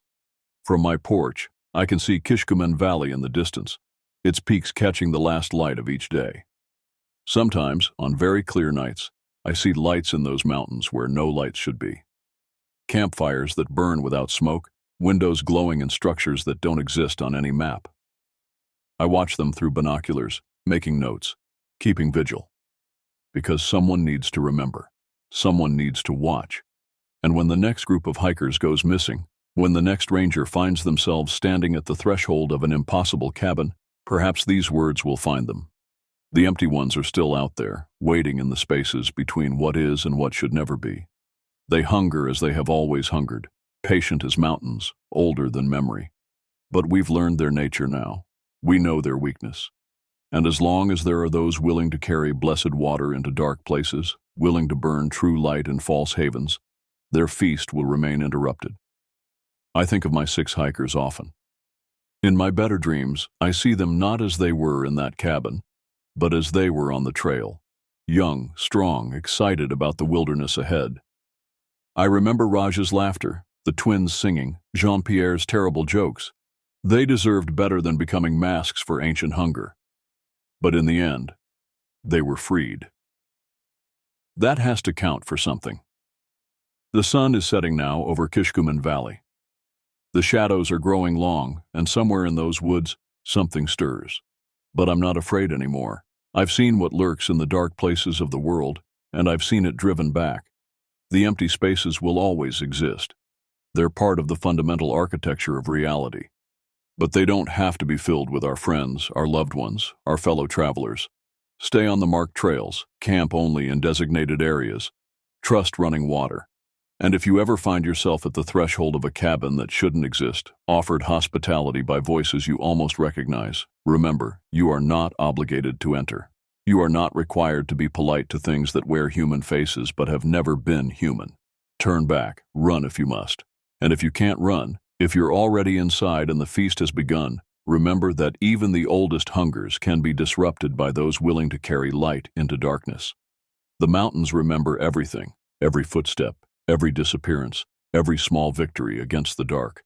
And now, through these words, you remember too. Be careful out there. And whatever you do, don't accept their invitation to dinner. The transfer papers arrived on a Tuesday morning, coffee-stained and crumpled from their journey through 3 different ranger stations. I'd been expecting them for weeks, ever since I'd put in for the remote posting at Wakatoma National Forest. Most rangers avoided the assignment, too isolated, they said, too far from civilization. But after 5 years of dealing with drunk campers and trash-strewn picnic areas near the interstate, I craved the solitude. Wakatoma stretched across northwestern Montana, 847,000 acres of old-growth forest that hadn't seen proper logging since the 1890s. The name came from the Blackfoot people who'd lived there centuries ago, though the exact translation varied depending on who you asked. Some said it meant place where the wind speaks, others claimed it was forest of long shadows. The old-timer at the Kalispell station who processed my paperwork just shook his head when I asked. "Don't matter what it means," he'd said, stamping my forms without looking up. "Just matters that you come back." The drive took 11 hours from Kalispell, the last 4 on progressively worse roads. First, the highway gave way to county roads, then gravel, then barely maintained dirt tracks that my truck struggled to navigate. By the time I reached Station 47, my new home for the next year, the sun was setting behind the mountains, painting the forest in shades of copper and blood.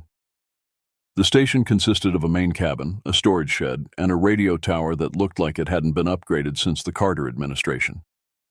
The previous ranger, a woman named Rodriguez, had left 2 weeks early. Her notes were minimal. Supply schedules, radio frequencies, trail conditions. Nothing about why she'd broken her contract to leave. I spent my first week getting oriented. The territory I was responsible for covered roughly 200 square miles of the most remote section of Wakatoma.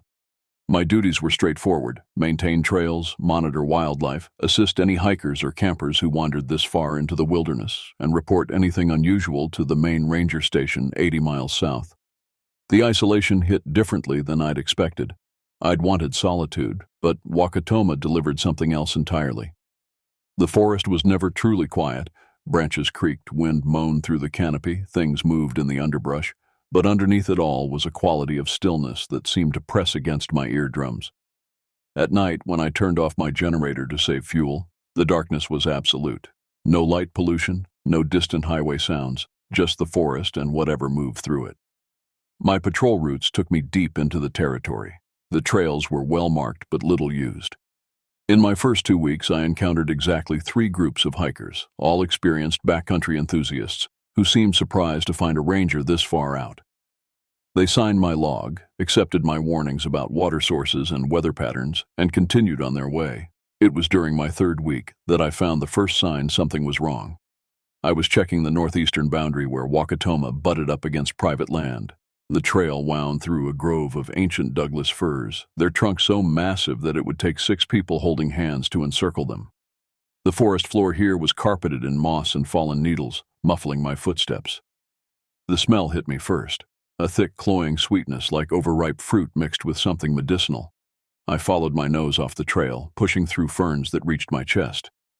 About 50 yards in, I found the source. A bull elk lay in a small clearing, or what remained of one. The carcass had been opened with surgical precision, the rib cage splayed wide like wings. The organs were gone, but there was almost no blood on the ground. The head was missing entirely, severed so cleanly that the vertebrae looked polished. I'd seen plenty of predator kills. Bears were messy, leaving claw marks and scattered remains. Wolves worked as a pack, consuming what they could and caching the rest. Mountain lions went for the neck and dragged their prey to cover. This was none of those things. I photographed the scene and marked the GPS coordinates. Back at the station, I reviewed my images on the laptop, zooming in on the severed neck.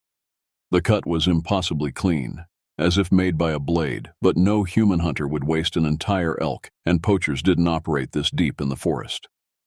I filed my report and tried to push down the unease crawling up my spine. The forest did strange things to people who spent too much time alone. Rodriguez had lasted 8 months before leaving early. The ranger before her, according to the records I'd found, had made it only 6. 2 nights later, I woke to the motion sensor lights outside the cabin flaring to life. I grabbed my flashlight and peered through the window, but the harsh white glare of the LEDs created a wall of light that made it impossible to see beyond. After 5 minutes, they clicked off. Nothing moved in the darkness beyond. I found the tracks the next morning. They circled the cabin in a perfect loop, staying just at the edge of where the motion lights would trigger. The prints were wrong. They looked almost like bare human feet, but elongated with what seemed like claw marks at the tips of the toes. The stride length suggested something walking upright, something tall. I measured, photographed, and made casts of the clearest prints. The plaster captured details that made my skin crawl. The tracks showed dermal ridges like a human foot, but the proportions were all wrong. The arch was too high, the toes too long, and those claw marks.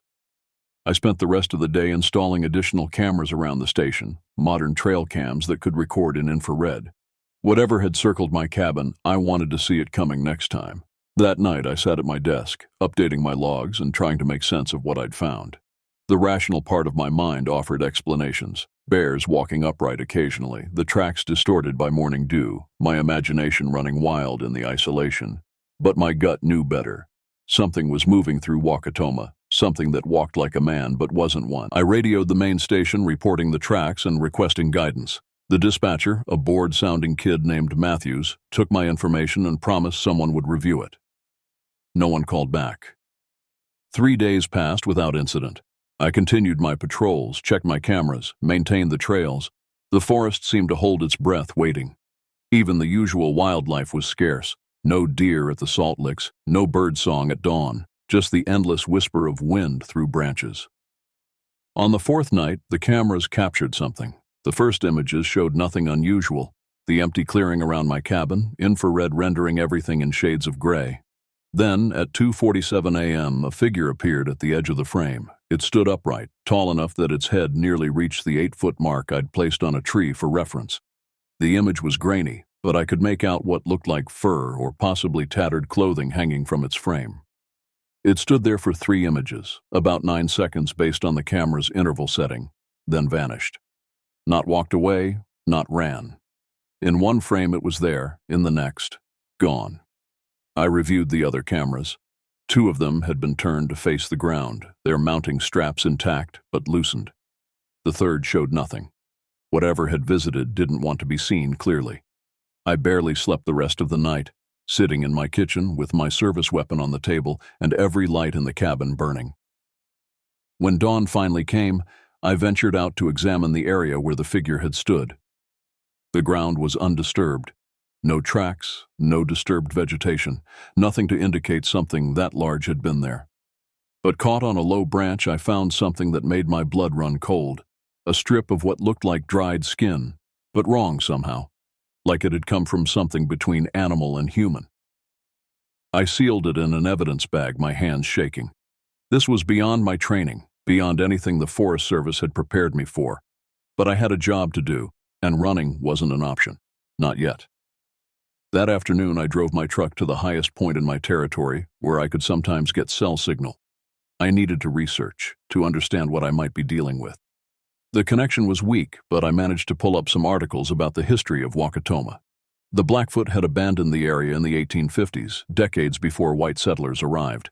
The few historical accounts I found mentioned evil that wears the skin of beasts and warnings about things that hunted in the deep forest. One anthropologist's paper from the 1970s described legends of creatures that could take the shape of animals but walked as men, beings that existed between worlds. Skinwalkers. The word came unbidden to my mind, though the legends I'd heard usually placed them in the Southwest, not the forests of Montana. But indigenous peoples had traveled, traded, shared stories. Perhaps some darkness had taken root here, in the shadows of Wakatoma. As the sun set, I made my decision. I would stay, would document whatever was happening here. Rodriguez had run. The ranger before her had run. But someone had to face whatever stalked these woods, and apparently that someone was me. I drove back to the station as darkness fell, my headlights cutting through the gathering gloom. The forest pressed in on both sides of the dirt road, and I could swear I saw shapes moving between the trees, keeping pace with my truck. When I reached the cabin, I parked close to the door and moved quickly inside. The motion lights flared, then died. In the darkness beyond their reach, something waited. The call came in at dawn, crackling through the ancient radio system with bursts of static. 2 hikers had gone missing near Crow's Eye Lake, the most remote body of water in my sector. Their friends had made it to the Southern Ranger Station and reported them overdue by 2 days. I loaded my pack with search and rescue gear, extra batteries for the GPS, and my rifle. The standard protocol was to carry bear spray and a sidearm, but after the past week's events, I wanted more firepower. The trip to Crow's Eye Lake would take me deeper into Wakatoma than I'd ventured yet, into the old-growth forest where the trees grew so thick that noon felt like twilight. The trail started well-maintained, but deteriorated quickly. By the time I'd hiked 4 miles, I was following game paths and blazes carved into bark decades ago. The forest here felt different, older, heavier. The usual sounds of wildlife were absent, replaced by the creak of ancient wood and the whisper of wind through needles. I found their camp by smell before sight. The sweet, sick odor I'd encountered with the elk carcass hung in the air, but mixed with something else. Wood smoke and fear sweat. The campsite sat on a small rise overlooking Crow's Eye Lake, a perfectly circular body of water that local legends claimed was bottomless. The tent stood intact but empty. Sleeping bags lay unzipped inside as if the occupants had left in a hurry. A Coleman stove sat on a flat rock with a pot of water that had long since boiled away, leaving a black residue. No signs of struggle, no blood, just absence. I photographed everything and began a systematic search of the area. Their packs were still here, wallets and phones in the side pockets. Whatever had happened, they hadn't planned to leave. The phones were dead, probably from the cold, but I bagged them as evidence. Circling the campsite, I found the tracks. 2 sets of hiking boots heading toward the lake, moving fast based on the stride length. Following them was that same elongated print I'd found at my cabin, but clearer here in the soft earth near the water. The thing had been pursuing them. The tracks led to the lake's edge and stopped. Just stopped, as if all 3 had vanished into thin air. I stood at the shoreline scanning the water. Crow's Eye Lake was notorious for its clarity. You could see down 30 feet or more on a calm day. Today the water was black as oil, reflecting nothing. I called out, my voice echoing across the water. "Park Service, if anyone can hear me, respond." The forest swallowed my words without even an echo. Setting up a search grid, I spent hours combing the shoreline. No bodies floating, no gear washed up, no signs they'd entered the water. But I found other things. Trees with claw marks 8 feet up the trunk. A deer skull placed carefully on a flat rock like an altar. And everywhere, that sweet, sick smell growing stronger as the day wore on. By afternoon, I'd covered a mile of shoreline in each direction. The missing hikers, Jake Morrison and Beth Chen according to their IDs, were simply gone. But I'd found something else that made my skin crawl. A structure stood back in the trees, maybe 50 yards from the water. At first glance, it looked like a hunting blind, but closer inspection revealed something far stranger. Built from woven branches and what looked like sinew, it formed a rough shelter about 7 feet tall. Inside, the ground was covered in pelts, deer, elk, and other fur I couldn't immediately identify. On the walls, someone or something had used charcoal and what might have been blood to draw symbols. They weren't Native American. I'd studied enough petroglyphs to know that. These were something else, geometric patterns that hurt to look at directly, as if they were trying to convey meaning my mind couldn't process. In the center of the shelter sat a pile of bones, cleaned and sorted by type. Human finger bones mixed with deer ribs. A bear skull topped the pile, but modified. Holes had been drilled through the cranium in a precise pattern. I backed out slowly, my hand on my weapon. This wasn't some hermit's camp or a poacher's hideout. This was something ritualistic, something that spoke to intelligence but not human intelligence. Not anymore. The sun was getting low, and I had a decision to make. Protocol said to return to the station, call in a full search team, let others handle this. But those hikers might still be alive somewhere, and every hour counted in a rescue situation. I made camp upwind from the shelter, choosing a defensive position with good sight lines. As darkness fell, I built my fire larger than usual, banking it to last through the night. The smoke would announce my presence to anything out there, but I needed the light more than stealth. The first sounds came around midnight, footsteps circling my camp just beyond the firelight. They moved wrong, too quick, with odd pauses between steps. I sat with my back to a large pine, rifle across my knees, scanning the darkness. "Jake? Beth?" I called out. "This is Ranger Harrison with the Park Service. If you can hear me, come toward the fire." The footsteps stopped. Then, from somewhere off to my left, came a perfect imitation of my voice. "This is Ranger Harrison with the Park Service." My blood turned to ice. The words were exact, but the tone was wrong, like someone had recorded my voice and played it back through damaged speakers. I gripped my rifle tighter and stayed silent. The mimicry continued, using my voice to call out variations of what I'd said. Then it started using other voices. A woman crying for help, a man screaming in pain, a child laughing, all coming from different directions, trying to draw me away from the fire. I held my position through the night, feeding the fire and ignoring the voices. Near dawn, they stopped abruptly, replaced by the normal sounds of the forest waking up. Birds sang again, tentatively at first, then with growing confidence. When full daylight came, I investigated the area around my camp.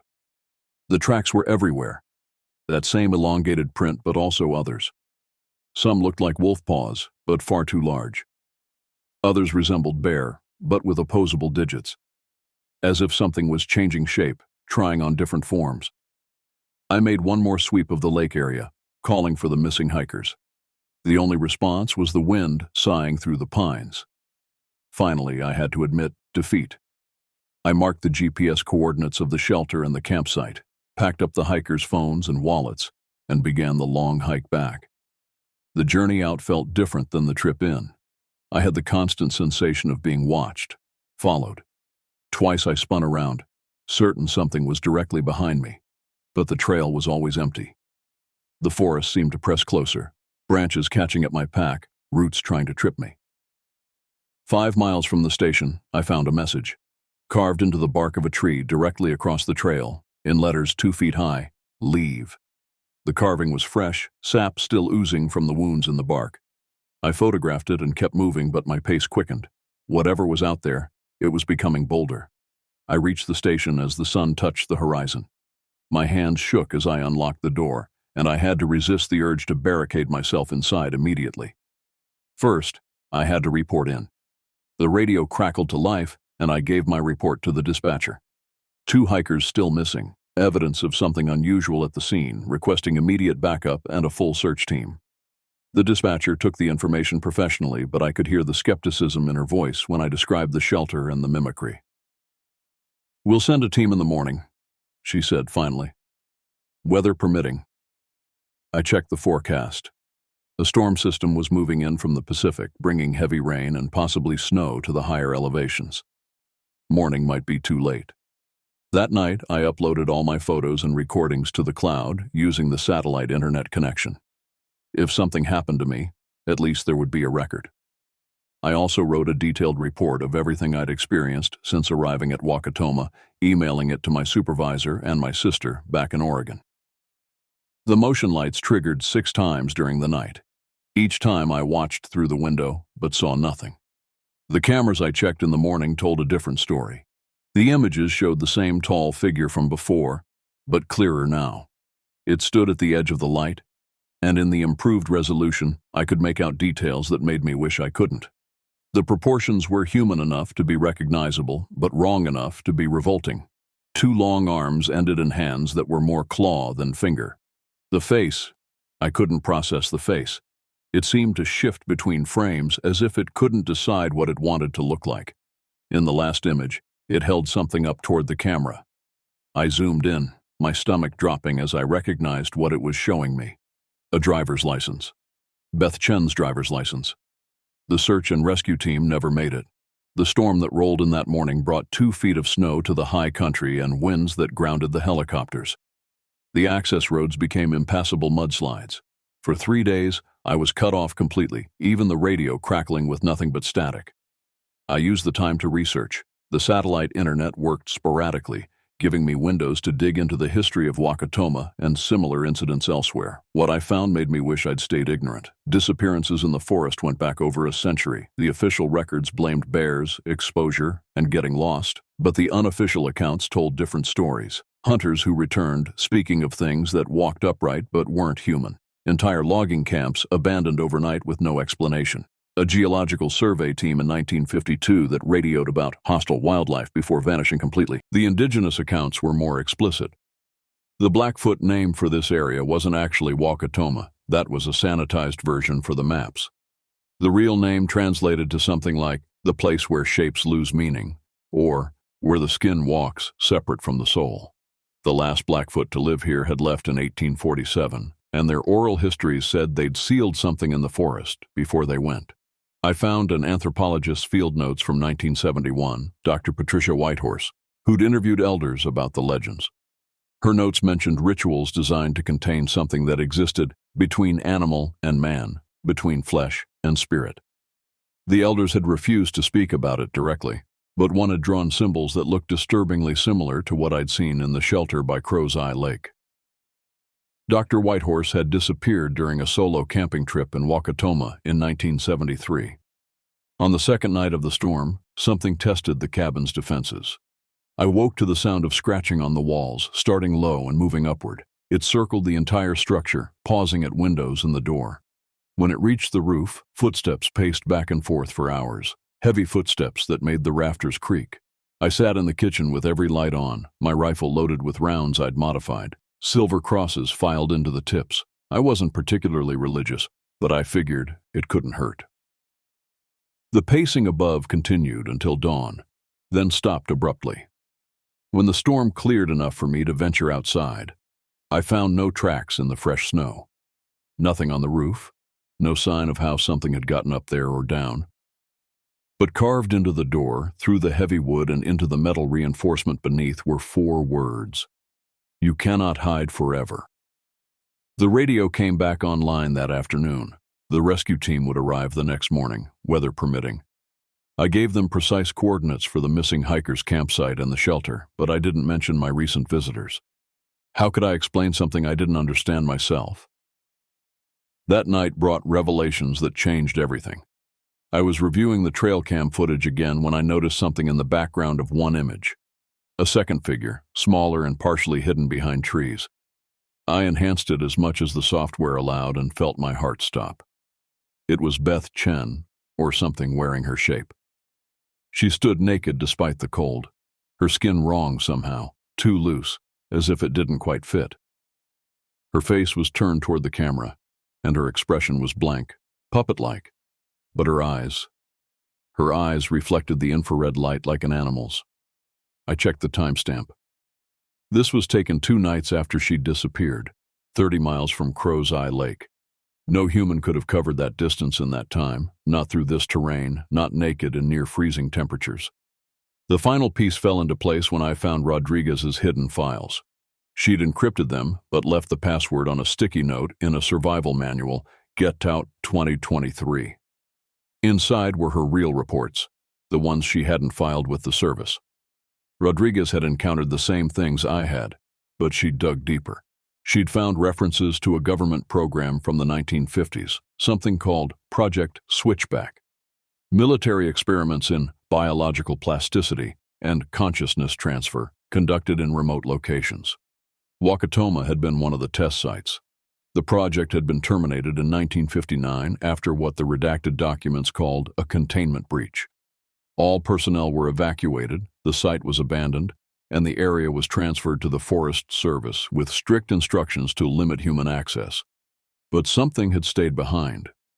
Something that had learned to wear shapes like clothes, to mimic voices, to hunt with intelligence that was almost but not quite human.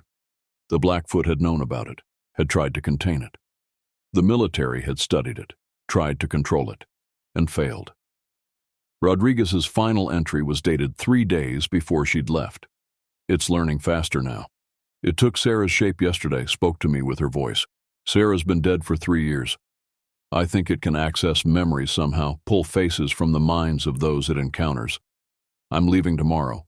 Whoever reads this, don't stay. It's not worth your life. A sound outside made me look up from the laptop. Through the window I saw them. 5 figures standing at the edge of the motion light's range. Jake and Beth were there, along with 3 others I didn't recognize. All naked despite the cold, all with that same puppet-like blankness to their features. They stood in a perfect line, unmoving, just watching the cabin. I grabbed my camera and managed to get several shots before they turned in unison and walked backward into the forest. Not turned around, walked backward, their heads rotating to keep facing me until they disappeared into the darkness. I spent the rest of the night preparing. If the rescue team made it in tomorrow, I'd hand over everything. My reports, Rodriguez's files, all the evidence. Let someone else, someone with resources and backup, deal with whatever was happening here. My job was just to survive until then. But as dawn approached, I heard helicopters in the distance. The sound grew louder, closer, then abruptly cut off. The silence that followed was absolute, as if the forest itself was holding its breath. An hour later, I saw smoke rising from the direction of the landing zone I'd cleared. Black, oily smoke that climbed straight up in the still air. I tried the radio, calling for the rescue team. No response. I faced a choice. Protocol said to stay at the station, wait for backup. But those might be survivors out there, and every minute counted. I loaded my pack with medical supplies, ammunition, and Rodriguez's external drive containing all our evidence. If I didn't make it back, maybe someone would find it. The trip to the landing zone took an hour through snow. I moved carefully, stopping frequently to listen and watch. The forest remained unnaturally quiet, even the ever-present whisper of wind absent. I smelled it before I saw it. That sweet, sick odor mixed with aviation fuel and burned metal. The helicopter lay on its side in the clearing, the rotors sheared off, the fuselage crumpled like paper. No bodies inside or around it. No blood. Just like the hikers' campsite. But there were tracks. Dozens of them, all different types. Human, bear, wolf, and things that didn't match any animal I knew. They led away from the wreck in all directions, as if whatever had been here had split up to cover more ground. I followed the clearest set, boot prints from one of the rescue team. They led deeper into the forest, toward an area I'd never explored. The prints were joined by others, those elongated barefoot tracks keeping pace beside them. 2 miles in, the tracks ended at another structure. This one was larger than the shelter at Crow's Eye Lake, almost a building. It was made from the same woven branches and sinew, but reinforced with metal scavenged from somewhere. Old Forest Service signs, pieces of abandoned equipment. Inside, I found horrors that still visit my dreams. The rescue team was there, all 4 of them, but they weren't dead.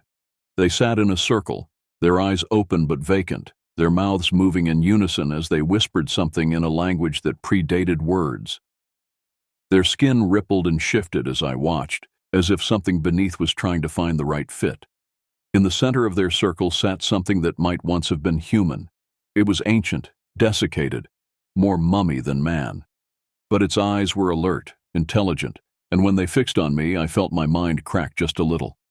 It spoke without moving its lips, the words appearing directly in my thoughts. You brought them to us, fresh shapes, fresh memories. We are grateful. I raised my rifle, but my hands wouldn't obey. The thing's will pressed against mine, trying to force me to my knees. I fought back, focusing on my training, my duty, my fury at what this thing had done.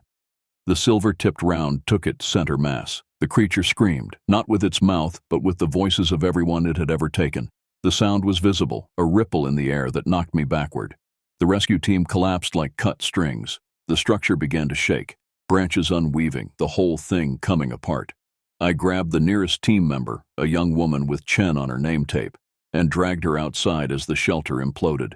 She was breathing but unconscious. So were the others when I checked. Whatever hold the creature had on them was broken, but I could hear sounds in the forest. Angry sounds, multiple somethings moving fast through the underbrush. I triggered my emergency beacon and fired 3 shots in the air, the universal signal for distress. Then I set about creating a defensive position, dragging the unconscious team members into a tight circle, building a fire with accelerant from the helicopter's supplies. They came as the sun set. Not the puppets wearing human faces, but the real things. Shapes that flowed between forms, sometimes bipedal, sometimes on all fours, always wrong. They circled us, testing the edges of the firelight, retreating when I fired warning shots. I was down to my last magazine when I heard the helicopters. Real ones this time, the heavy thrum of military Blackhawks. Searchlights pierced the canopy, and rappel lines dropped soldiers in hazmat gear. The creatures fled, moving faster than anything that size should. A few soldiers pursued, but most focused on us. A medic checked the rescue team while another approached me. "Ranger Harrison?" His voice was muffled by the hazmat mask. "We're with you, Samriad. We'll take it from here." U.S. Army Medical Research Institute of Infectious Diseases. They weren't here for a rescue. They were here for containment. They evacuated us to a field hospital set up just outside the forest boundary. The rescue team was airlifted to a facility in Washington State, still unconscious but stable. I was kept for observation and debriefing, a polite way of saying interrogation. The officer in charge introduced himself as Colonel Marcus Webb. He was the kind of man who wore authority like body armor, every word measured, every gesture controlled. He set a digital recorder on the table between us and fixed me with gray eyes that had seen too much. "Tell me everything," he said, "from the beginning." I talked for 3 hours. He didn't interrupt, didn't react, just listened as I described the events of the past month. When I finished, he leaned back and rubbed his temples. "You killed Dr. Whitehorse," he said finally. "The anthropologist. She disappeared in 1973, yes.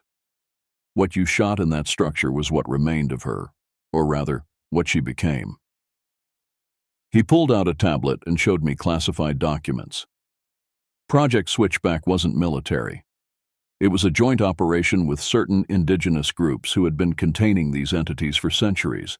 Dr. Whitehorse volunteered to be a bridge, a translator between us and them. The documents told a different story than Rodriguez had found. The entities weren't extraterrestrial or supernatural.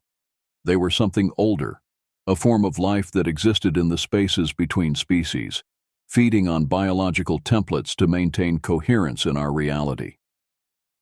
The Blackfoot called them shape thieves, Webb continued. They knew that killing them only scattered their essence, let them take new forms.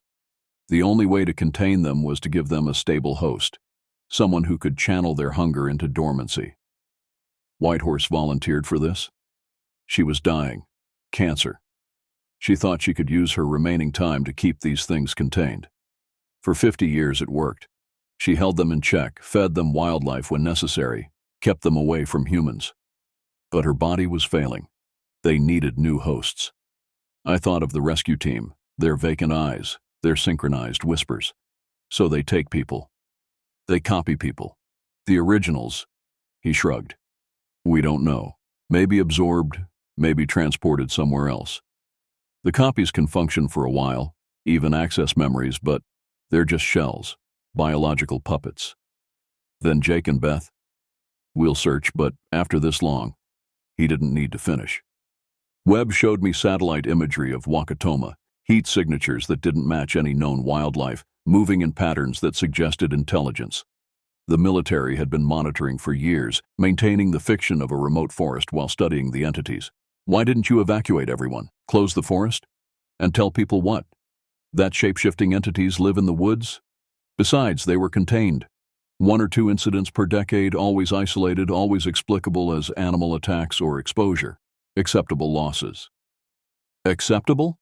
I stood, anger burning through my exhaustion. Those were people. Hikers, hunters, rangers just doing their jobs. Sit down, Ranger Harrison. His voice carried the kind of authority that bypassed conscious thought. I sat. You think we're monsters, but we're the only thing standing between those entities and civilization. Do you know what would happen if they reached a population center? If they learned to mimic not just individuals but crowds? He showed me more files. incident reports from around the world, a village in Siberia where everyone was found with their faces on backward, a research station in Antarctica where the personnel were discovered fused together into a single writhing mass. Always remote locations, always contained before it could spread. Wakatoma is one of 17 known convergence points, Webb explained, places where these entities can maintain physical form. We monitor them all, contain what we can, eliminate what we can't. It's not perfect, but it works. And now? Now we have a problem.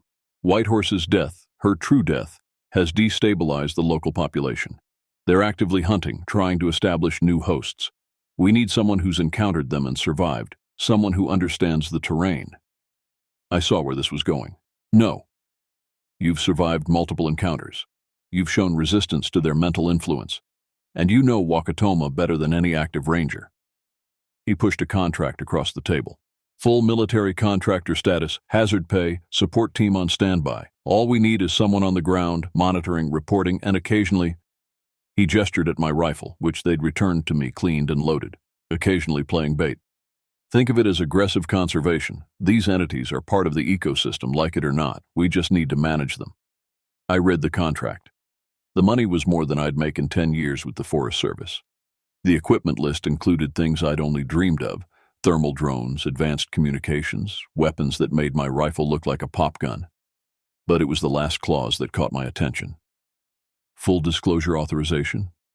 After a probationary period, 1 year maintaining containment, and you'll have clearance to access all files related to the entities. Maybe you'll find something we missed. Fresh eyes, different perspective. I thought about Jake and Beth, about all the names in the missing persons files, about Rodriguez running and the ranger before her and all the ones who'd never made it out at all. Someone had to stand watch. Someone had to know. I signed. They kept me for another week, training me on equipment and protocols. I learned to recognize the signs of entity activity, temperature fluctuations, electromagnetic anomalies, the way birds fell silent in their presence. They taught me to use weapons loaded with rounds designed to disrupt their molecular cohesion, forcing them to abandon stolen forms. When I returned to Station 47, it had been transformed. New communications equipment, reinforced structures, and a basement that hadn't existed before. A safe house lined with materials the entities couldn't penetrate. The official story was upgraded facilities for wildlife research. My first night back they came. I was ready this time. Motion sensors triggered a quarter-mile out, giving me time to prepare. I watched on thermal cameras as they approached, 6 figures moving in perfect synchronization, their heat signatures fluctuating wildly. They wore the faces of every person who'd gone missing in Wakatoma over the past 5 years. Men, women, even a child who'd vanished on a camping trip. All walking with that same puppet-like gait, all focused on the station. I activated the sonic deterrents first.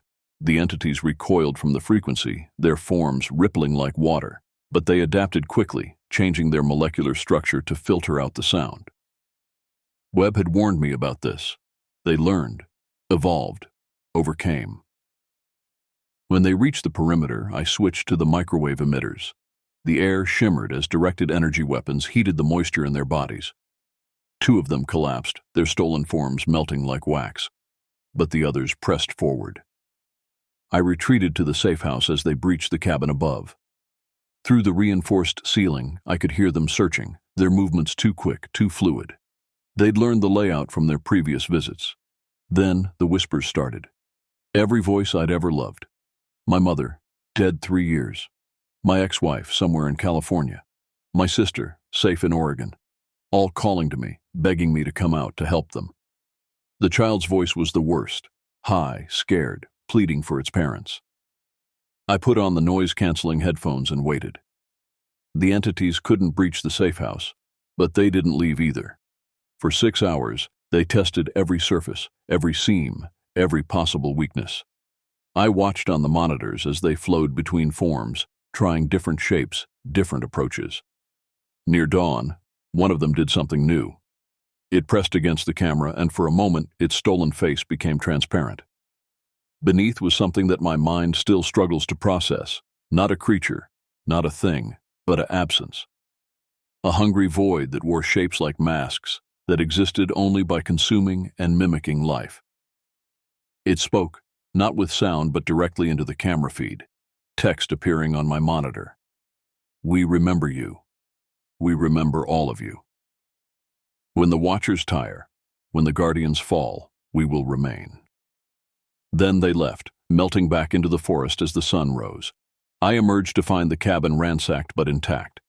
They'd taken things, photographs, clothing, anything with human scent or memory attached. Building their collection, Webb would later explain, learning to be us. I filed my report and settled in for the long watch. Days turned to weeks, weeks to months. I learned their patterns, their preferences. They avoided direct confrontation now, content to probe defenses and test boundaries. Sometimes I'd see them in the distance, wearing faces I recognized, going through the motions of human behavior. The worst was when they tried to be normal. I once observed two of them attempting to have a conversation, mimicking the cadence of human speech without understanding the meaning. They'd set up a mockery of a campsite, complete with a tent they didn't sleep in and a fire they didn't need, playing house with stolen lives. Other times, the forest would explode with activity. Every entity for miles would converge on a single point, writhing together in a mass that defied physics. These gatherings always preceded a disappearance somewhere else in Wakatoma. A hunter here, a thru-hiker there. They were coordinating, planning. 6 months in, I made a discovery that changed everything. I was reviewing thermal footage from one of these gatherings when I noticed a pattern. The entities weren't random in their movements. They were creating something. The writhing mass formed shapes, symbols that matched the ones from the shelter at Crow's Eye Lake. I cross-referenced with Dr. Whitehorse's notes and found her translation key. The symbols were a language, but not for communication. They were instructions, biological programming that shaped reality at a molecular level. The entities weren't just mimics. They were trying to become us, to overwrite our existence with their own. I sent the findings to Webb, who arrived within 12 hours with a full science team.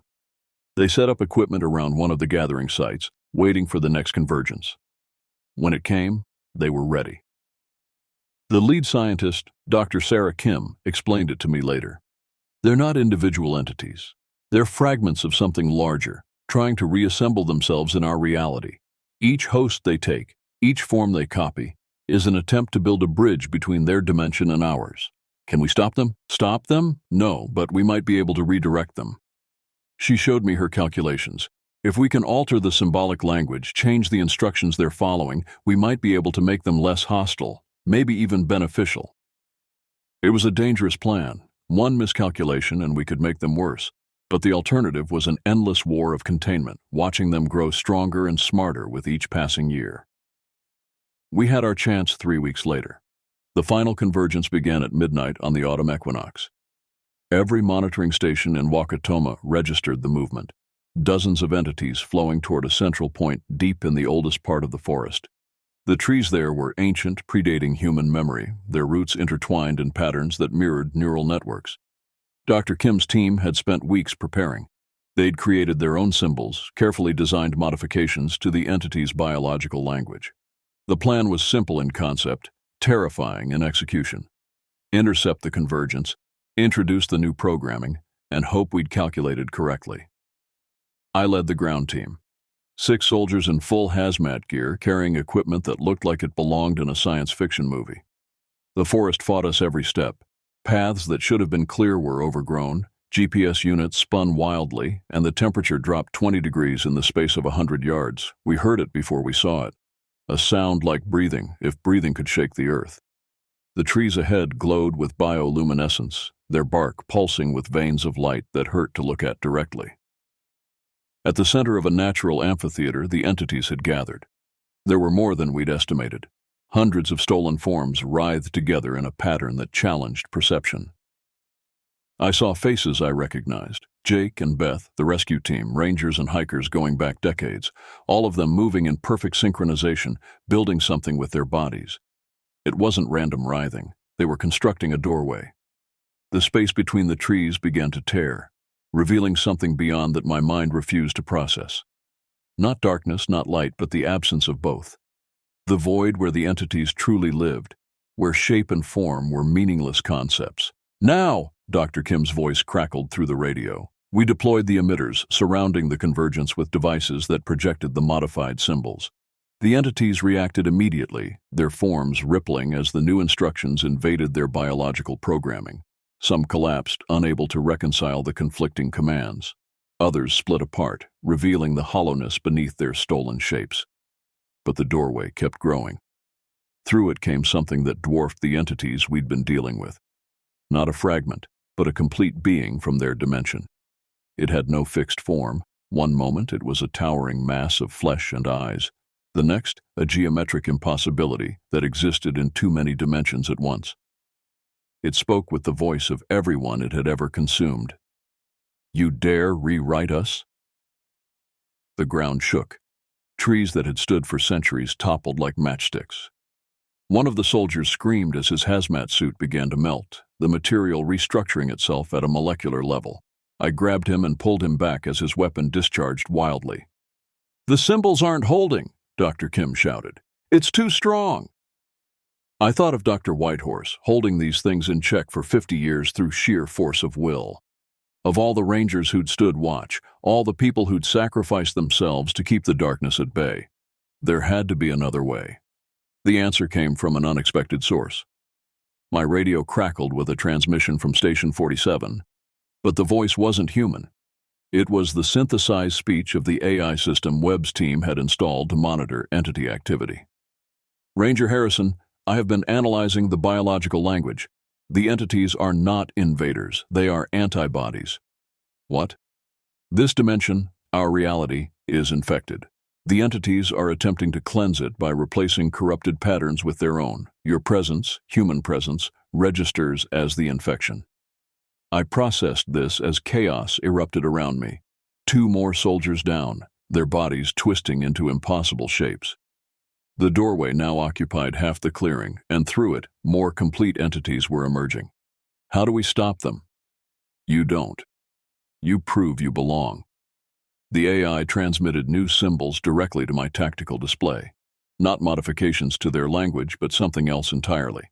A declaration, a biological signature that marked us as part of the ecosystem rather than foreign contaminants. I had seconds to decide. Trust an AI that had been learning from entities that copied and mimicked, or watch my team be consumed. Dr. Kim, new pattern incoming. I forwarded the symbols to her equipment. She looked at them, her face paling behind her visor. This isn't containment. This is integration. Do it. She reconfigured the emitters. The new symbols projected not at the entities but at us, rewriting our biological signatures at a quantum level. I felt it immediately, a sensation like ice water in my veins, my DNA itself shivering and reorganizing. The effect on the entities was instantaneous. They stopped moving, frozen in whatever form they'd taken. The massive being from beyond the doorway paused, its countless eyes focusing on us with something that might have been curiosity. Then it laughed. The sound was like reality tearing, but underneath was something almost human. Finally, it said, you understand. The doorway began to close, the entity withdrawing back to its dimension. As it went, the stolen forms began to move again, but differently. They weren't hunting now. They were dancing, celebrating. One by one, they shed their human shapes, revealing what they truly were beneath. Not monsters, not voids, but something beautifully alien. Creatures of pure biological potential, existing in the spaces between defined forms. They flowed around us, through us, and I felt their true nature. They were gardeners, reality gardeners, pruning diseased branches, replacing failed patterns with healthy ones. Earth had been marked for restructuring, until we proved we could adapt, could change, could become part of the greater ecosystem, rather than a cancer upon it. The integration wasn't without cost. 3 of the soldiers didn't survive the transformation, their bodies unable to accept the new programming. Dr. Kim aged 10 years in as many seconds, her hair going white as her cells rebuilt themselves. I felt my own changes, enhanced senses, an awareness of biological patterns I'd never noticed before, the ability to perceive the entity's true forms without madness. As dawn broke, the forest settled into a new equilibrium. The entities retreated but didn't leave. They took up residence in the spaces between trees, between thoughts, between heartbeats, watching, waiting, ensuring the integration held. Webb arrived with the cleanup team to find us changed, but alive. He took one look at our transformed states and nodded grimly. So it's begun. You knew this would happen? We theorized. 17 convergence points worldwide, all showing increased activity. The entities weren't invading, they were preparing us. Earth is about to join a larger community, whether we're ready or not. The official story was a chemical spill, an experimental compound that caused hallucinations and temporary physiological changes. The families of Jake, Beth, and the others were told they died in a flash flood. Their bodies were never found, because their bodies were never lost. They'd been transformed, integrated, made part of something larger. I returned to Station 47, but my job had changed. No longer was I containing the entities. I was facilitating communication. Others came, scientists and soldiers who underwent the integration, forming a new kind of ranger service. We learned their language, their purpose, their warnings about what was coming. Because the entities were just the first wave. Earth was waking up, joining a cosmic ecosystem we'd never imagined. And we needed to be ready. The forest speaks to me now. Not in words, but in patterns, in the dance of molecules and the song of cellular division. Sometimes I see the old forms, a hiker who isn't quite right, a deer that walks on two legs. But I understand them now. They're not threats. They're teachers, showing us what we need to become to survive what's coming. Late at night, when the wind moves through the pines in just the right way, I can hear them all. Every person who ever entered Wakatoma and never left, every ranger who stood watch, every soul who paid the price for humanity's evolution. They're not gone. They're transformed, integrated into something beautiful and terrible. Dr. Whitehorse visits sometimes, wearing her original form but perfected, purified. She tells me about the worlds beyond, the civilizations that underwent their own integrations, the ones that succeeded and the ones that failed. Earth stands at a crossroads, she says. We can resist and be replaced, or adapt and ascend. I made my choice that night in the clearing. Now I help others make theirs. The integration isn't mandatory. Those who refuse are left alone, allowed to live their lives in the dwindling spaces between the new world and the old. But more choose to change, to become part of something greater than human. The missing hikers' families still call sometimes, hoping for news. I tell them what I can, that Jake and Beth are at peace, that they're part of something beautiful now. It's not a lie. I've seen them in the collective, their consciousness preserved and elevated, free from the limitations of single forms. Rodriguez came back last month. She'd heard about the changes, about what we'd become. She took one look at my transformed state, the way my skin shifted with my emotions, the extra organs I'd grown to process new sensory input, and asked just one question. Does it hurt? No, I told her truthfully. It's like finally breathing after holding your breath your whole life. She underwent the integration that night. I held her hand as the entities rewrote her biology, as she screamed and laughed and was reborn. When it was over, she looked at me with eyes that saw across spectrums humans had never imagined and smiled. I understand now, she said, why they needed us, why we needed them. We patrol together now, two rangers maintaining the balance in a forest that's no longer quite on Earth. We catalog the new species emerging from the convergence of dimensions, guide the newly integrated through their transformations, and prepare for the greater changes coming. Because Wakatoma was just the beginning. All 17 convergence points are active now, reality wearing thin as Earth synchronizes with the greater ecosystem. Cities report strange sightings, shadows that move independently, buildings that exist in too many dimensions, people who were there one moment and elsewhere the next. The integration spreads like wildfire, carried by those who've undergone the change. We're not infectious in the traditional sense, but our presence catalyzes transformation in those ready to evolve. Some call us angels, others demons. We're neither. We're what humanity needs to become to survive the cosmic spring that's arriving. Webb's reports grow more urgent with each passing week. Governments scramble to understand and control what's happening, but you can't contain evolution. You can't fight the tide of cosmic change with bullets and bureaucracy. All you can do is adapt or be left behind. I write this from the observation tower at Station 47, watching the aurora dance across a sky that shows too many stars. The entities flow through the forest below, tending to reality's garden, preparing the soil for what's to come. In the distance, I can see new growths, structures that exist partially in our dimension, partially elsewhere, bridging the gap between what was and what will be. Tomorrow, another group arrives for integration. Volunteers who've chosen transformation over stagnation, evolution over extinction. I'll guide them through the process, hold them as their bodies rebel and reform, welcome them to the new world being born. The old world is ending. It has to. It was always too small, too limited, too isolated from the greater cosmos. But endings are also beginnings, and what emerges from Wakatoma's shadows isn't death, but metamorphosis. I think of everyone who vanished in these woods, everyone who paid the price for humanity's stubborn refusal to evolve. They weren't victims.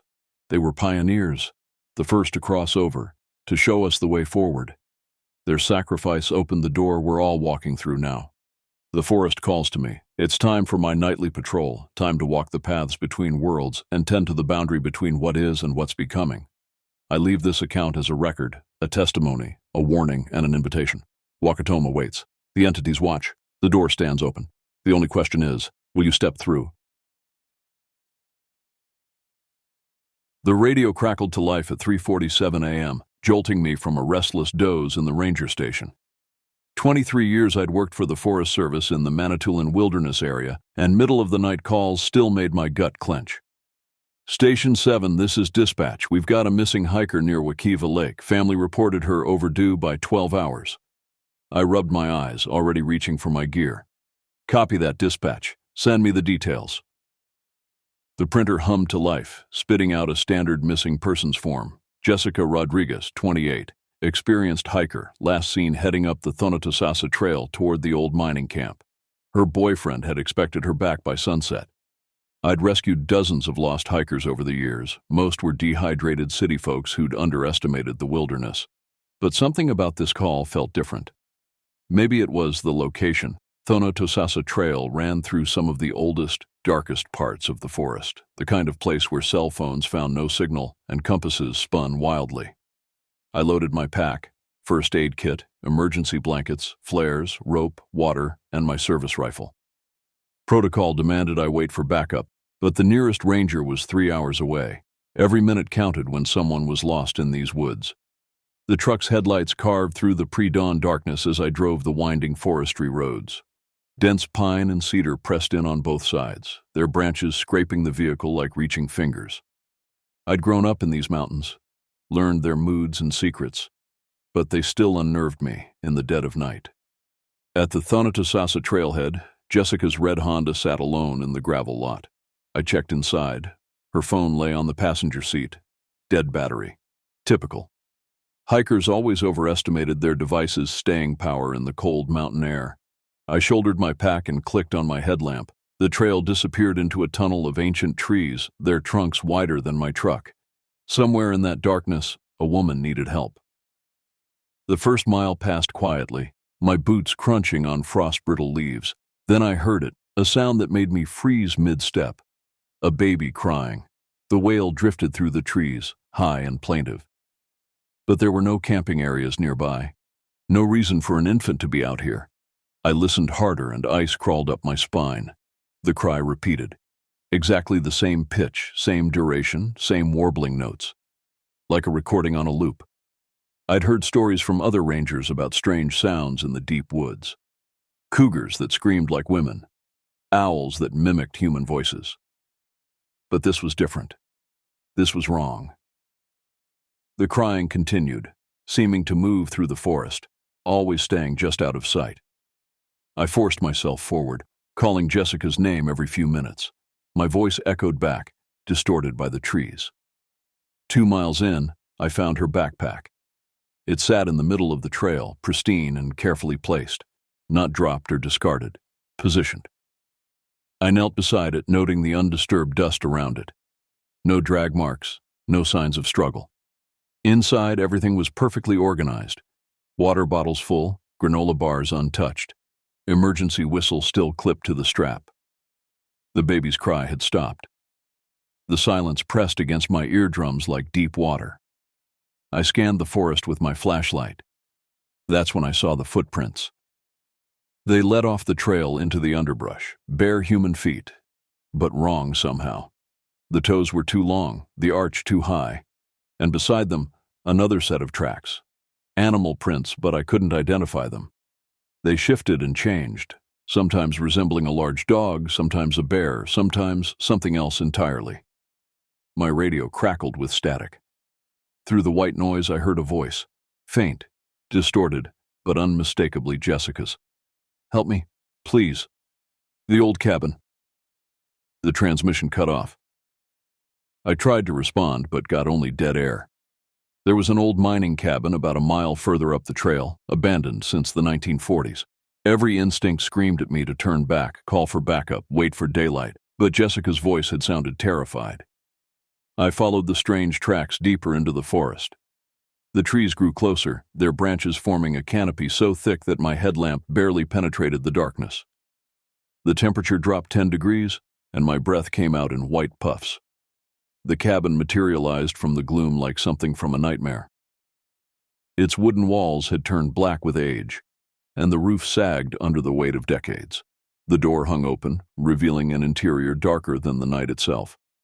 I approached slowly, hand on my rifle. "Jessica, Forest Service, are you in there?" Silence. I stepped onto the creaking porch. My light swept the cabin's interior, a single room with a dirt floor, empty except for an old metal cot frame, and a figure stood in the corner, facing the wall. "Jessica," my voice came out as a whisper. The figure turned, and my blood turned to ice water. It wore Jessica's clothes, had her general shape and height. But the face was wrong. Features seemed to shift and blur in my light, as if I was looking at her through rippling water. And the eyes, they reflected my beam like an animal's, glowing yellow-green in the darkness. It smiled with too many teeth and spoke in Jessica's voice, "Thank you for coming." Then it dropped to all fours and moved toward me with a fluidity that human joints shouldn't allow. I stumbled backward, fumbling for my rifle. The thing that wore Jessica's shape circled me, sometimes on 2 legs, sometimes on 4, always keeping those terrible eyes fixed on mine. When it spoke again, it used my mother's voice. My mother who'd been dead for 15 years. "Come inside, honey, it's cold out there." I ran. Behind me something laughed, a sound that started as human and ended as the scream of a hunting cat. Branches tore at my clothes as I crashed through the underbrush. My headlamp beam swung wildly, turning the forest into a kaleidoscope of shadows. I don't remember reaching my truck. One moment I was running through the trees. The next I was fumbling with my keys, hands shaking so badly I could barely get them in the ignition. As the engine roared to life, I looked back at the trailhead. A figure stood at the forest's edge. In the red glow of my taillights, I saw Jessica Rodriguez, the real Jessica. She was naked, covered in dirt and scratches, swaying on her feet. Her eyes were human, terrified, pleading. I threw the truck in reverse, but she collapsed before I could reach her. By the time I got to where she'd stood, nothing remained but strange tracks in the gravel, tracks that led back into the trees. I called it in, of course, brought a full search team out at first light. We found Jessica Rodriguez 3 days later, huddled in a cave 10 miles from any trail. She had no memory of how she got there, remembered nothing after setting up camp her first night. The doctor said she was physically unharmed but severely dehydrated. She never went hiking again. The other rangers didn't believe my story. Hallucinations brought on by exhaustion, they said. Mountain madness. Carbon monoxide from a faulty truck heater. But I knew what I'd seen in that cabin, what had worn Jessica's face like a mask. I put in for a transfer the next week, got stationed at a nice, safe desert park where the biggest danger was rattlesnakes and heat stroke, where the night sounds were just coyotes and wind. But sometimes, in my dreams, I'm back on the Thonotosasa Trail, and something in the darkness is calling my name and the voices of everyone I've ever loved. My transfer request was denied. "Look, Mackenzie," Chief Ranger Brennan said, sliding the paperwork back across his desk. "I can't lose my most experienced ranger because of one weird night. Take a week off. Get your head straight. I wanted to argue, to tell him about the tracks that changed shape, about the thing wearing Jessica's face, but I'd tried that already. The skeptical looks from my colleagues had taught me to keep quiet, so I took the week off, spent it poring over old incident reports in the station's archives, looking for patterns I'd been too blind to see before. What I found made my hands shake. 1987. Hiker reported hearing his deceased wife calling for help near Wakiva Lake. Found 3 days later, catatonic. 1993. Family of 4 vanished on the Caloosahatchee Trail. Only the youngest child was recovered, unable to speak for months afterward. When she finally did, she insisted the man with backwards feet had taken her family. 2001. Experienced hunting guide found wandering naked through the forest, claiming something had stolen his skin. Died in the psychiatric ward, clawing at his own face. 2009 search and rescue team reported finding stairs in the woods, a perfectly preserved wooden staircase leading nowhere, miles from any structure. 2 team members who climbed them were never quite right afterward. 2016. A ranger, one who'd worked here even longer than me, abandoned his post mid-shift. His final log entry read, "It knows my name, it knows all our names." Dozens more, stretching back decades, all dismissed as accidents, mental breaks, or wildlife encounters. But I saw the pattern now. The locations clustered around the oldest parts of the forest, the native sites, the places where even the indigenous peoples had once feared to tread. My week off ended too soon. Brennan put me on day shifts only, partnered with Jake Morrison, a rookie eager to prove himself. Jake was 24, fresh from the academy, all muscles and misplaced confidence. He reminded me of myself at that age before the forest had taught me humility. We were checking hiking permits at the Timpanogos Trail when the call came in. "All units, we have a situation at the old Manitoulin cabin. Hikers report finding human remains." Jake's eyes lit up with excitement. I felt only dread. The Manitoulin cabin sat deep in the restricted zone, where tourists weren't supposed to go. Same area where I'd found Jessica Rodriguez. The hikers who'd made the discovery sat on a log, faces pale, a young couple from the city, clearly shaken. "We were just exploring," the man stammered. "Thought it would be cool to see the old cabin, but inside, God, the smell." I left Jake to take their statement and approached the cabin. It looked different in daylight, smaller, more ordinary. Just a rotten structure slowly being reclaimed by the forest. But that smell rolling out the door was unmistakable. Death. But not fresh death. Old death mixed with something else. Something animal. I covered my nose and stepped inside.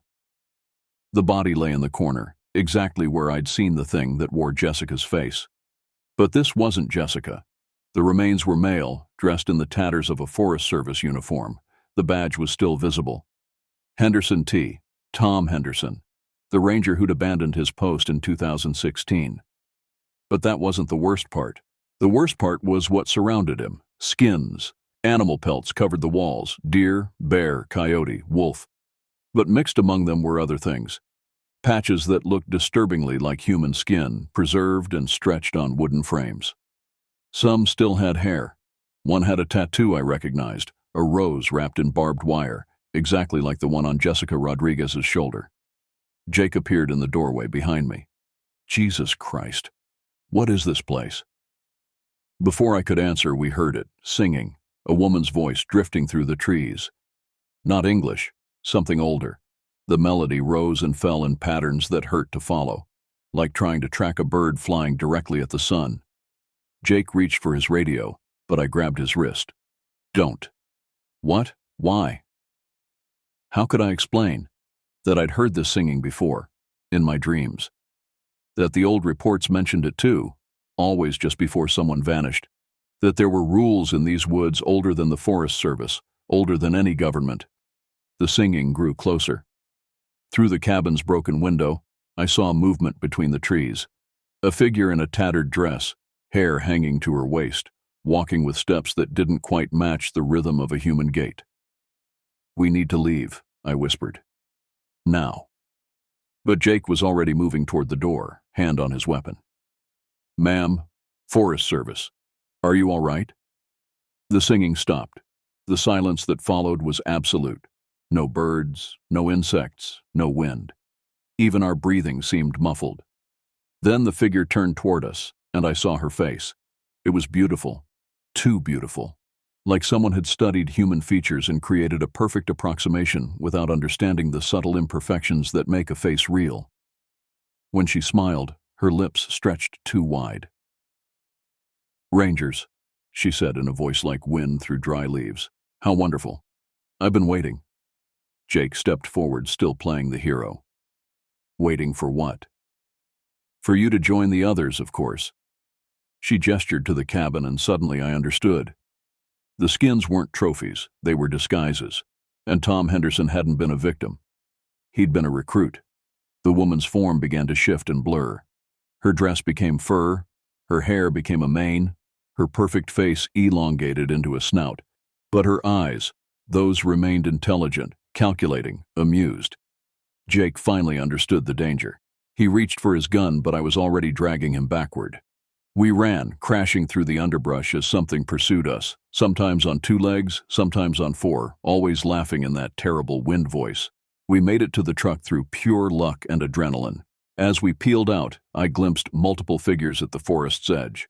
Some wore animal shapes, others looked human until you noticed the wrong joint bending the wrong way, or eyes that reflected light like a nocturnal predator's. One of them waved. It had Tom Henderson's face. Back at the station, we filed our report.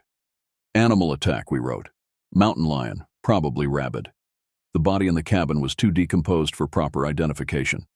The skins were from poaching activities. Case closed. Jake quit the next week. Moved back to the city, last I heard. Never spoke about what we saw. Smart kid. I stayed. Someone had to. Someone who knew the truth. Who could steer hikers away from the old trails. Who could recognize the signs. Someone who understood that the forest had rules, and breaking them came with a price. But late at night, when the station is quiet and the woods press close against the windows, I wonder if I'm protecting people from the forest, or if I'm protecting the forest until it's ready to collect what it's owed. The dream started 3 weeks after the Manitoulin cabin incident. Always the same. I'd wake in my bed at the ranger station, but the walls would be wrong. Too far away, or too close, or made of trees that still grew leaves. And outside my window, Tom Henderson would be standing in the darkness, wearing his ranger uniform like an ill-fitting costume.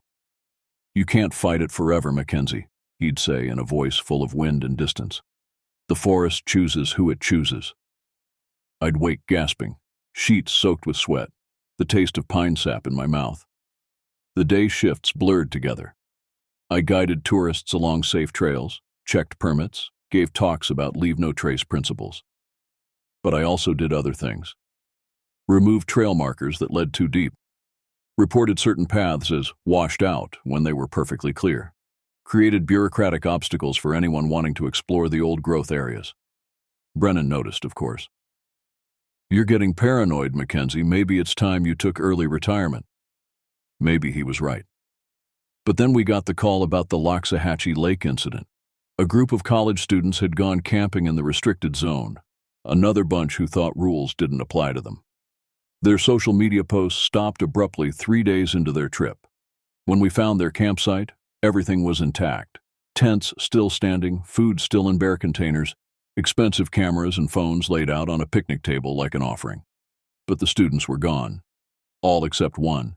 We found her sitting in the middle of their camp, perfectly still, staring at nothing. Maria Gonzalez, according to her student ID. She didn't respond to voices, to touch, to light shined in her eyes. The EMTs said it was catatonic shock. I stayed behind after the medical helicopter left, studying the scene. That's when I noticed the tracks. Not the chaotic prints of a struggle, but a deliberate pattern circling the camp. Human feet walking clockwise, then the same feet, judging by size and gait, walking counterclockwise on all fours. The ritual had been performed 3 times, creating a perfect triple spiral in the dirt. I'd seen that pattern before, in the old reports, in the indigenous petroglyphs hidden deep in the forest, in my dreams. My radio crackled. "Mackenzie, you there? We found something." It was Phillips, one of the newer rangers, searching the north shore of the lake. I hiked over to find him standing at the water's edge, face pale. "Look," he said, pointing at the water. The lake was crystal clear, fed by mountain springs. 20 feet down, clearly visible on the sandy bottom, were the missing students. They stood in a circle, holding hands, eyes open, perfectly preserved by the cold water. Their mouths moved in unison, as if singing. That's impossible, Phillips whispered. They'd have to be alive, I finished. We called in the dive team. It took 6 hours to recover the bodies, and yes, they were bodies by then. Drowned, the coroner said, though he couldn't explain the lack of decomposition or their positioned poses. The students had been dead for at least 2 days before we found Maria, but I'd seen their mouths moving. That night I broke protocol. I went to the hospital where they were keeping Maria Gonzalez. The psychiatric ward was quiet, most patients sedated for the night. Maria sat in her bed, still staring at nothing. I pulled up a chair. I know you can hear me. I've seen what you've seen. The thing that wears faces, the singers in the forest, the ones who walk on 4 legs when they think no one's watching. Her eyes flickered, focused on me for just a moment. They let you go for a reason, I continued. Same reason they let Jessica Rodriguez go. You're supposed to tell others, aren't you? Spread the fear, make people curious, draw them in. Maria's lips moved. No sound at first, then a whisper so faint I had to lean close. They're hungry. Hungry for what? For us. Always have been. The old people knew, made bargains, gave them what they needed, but we forgot. Stopped feeding them. So now they take. Her hand shot out, grabbed my wrist with surprising strength. Her nails dug in deep enough to draw blood. It knows you, Ranger Mackenzie. Knows you've been watching. Protecting. But protection time is over. Collection time is coming. The forest wants its due. She released me and went back to her catatonic state. Nothing the doctors did could make her speak again. I drove back to the station through fog thick as wool. The forest pressed close against the road, and in my headlights, I kept seeing shapes that weren't quite human, weren't quite animal. By the time I reached the station, my hands were shaking so badly I could barely unlock the door. Inside, everything looked normal. My desk, my reports, my coffee mug with its faded Forest Service logo. But on my chair sat a bundle wrapped in deer hide. I knew I shouldn't open it. Every instinct screamed to run, to finally take that transfer, to leave and never look back. But I had to know. Inside the bundle were 3 items. A photograph of me, taken from a distance, standing at the edge of the restricted zone. In the background, barely visible among the trees, were dozens of figures, watching, waiting. A map of the forest, hand-drawn on what looked like tanned hide. It showed trails I'd never seen, camps I'd never heard of, and symbols that hurt to look at directly. One location was circled in what might have been dried blood. A place deep in the wilderness, marked with a symbol that looked like a human becoming an animal, or perhaps the reverse. And finally, a single page torn from a journal. Tom Henderson's journal, dated the day before he disappeared. They've shown me the truth. We were never the wardens of this forest. We were the shepherds, keeping the flock contained until harvest time. But the old agreement is ending. The barriers are breaking down. What was kept separate will merge. What was human will become other. The transformation has already begun. I can feel my skin loosening, my bones eager to reshape. By the time anyone reads this, I'll be free, we'll all be free. Or trapped. I can no longer tell the difference. I burned the bundle in the station's fireplace, but the smell lingered. Pine sap and old copper and something wild. That was 2 nights ago. Since then, I've been preparing. Loading my truck with supplies, writing reports that tell enough truth to warn, but not enough to sound insane. Leaving breadcrumbs for whoever comes after me. Because I understand now. The forest isn't just hungry, it's patient. It's been waiting for us to remember our place in the food chain, to recall the bargains our ancestors made and broke. The things in the woods aren't invaders or monsters. They're the landlords, come to collect rent we've refused to pay for generations. Tomorrow, I'm going to the circled location on that map. Not because I want to, but because the dreams have made it clear I don't have a choice. The forest has been calling, and eventually everyone answers. I'm leaving this record in case I don't come back as myself. Or in case I do come back, but wrong, wearing my face like an ill-fitting mask. If that happens, don't trust me. Don't listen when I tell you the woods are safe, that the old trails are open again, that the restrictions have been lifted. The restrictions were never to keep you out. They were to keep them in. Chapter 4. The Summoning. I left at dawn, my truck loaded with things that might help and probably wouldn't. Salt, silver bullets for my rifle, a cross my mother had given me, tobacco pouches I'd bought from the reservation, offerings for spirits I didn't fully understand. The map burned in my pocket like a coal. The marked location lay 40 miles into the wilderness, far beyond any official trail. I drove as far as the old logging roads would take me, then continued on foot. The forest grew denser with each mile, trees so ancient their roots formed walls and archways. The canopy blocked out the sun, creating a perpetual twilight. By noon, my compass was spinning freely. My GPS showed impossible coordinates that changed each time I looked. But I didn't need technology. The forest was guiding me now, paths opening where none had existed moments before. I smelled it before I saw it. Wood smoke and something else, something that made my primitive brain scream warnings. Through the trees a clearing appeared. In its center stood a structure that shouldn't exist, a perfect circle of standing stones, each twice my height, covered in symbols that seemed to writhe in peripheral vision. And they were waiting for me. Tom Henderson stood at the circle's edge, still wearing his ranger uniform. But his body moved wrong, joints bending in too many places, skin rippling as if something beneath was trying to escape. Beside him were others, people I recognized from missing persons reports spanning decades. They watched me with eyes that reflected the darkness between stars. "Mackenzie," Tom said, his voice layered with harmonics no human throat could produce. "Welcome. We've been patient, but patience has limits. What do you want?"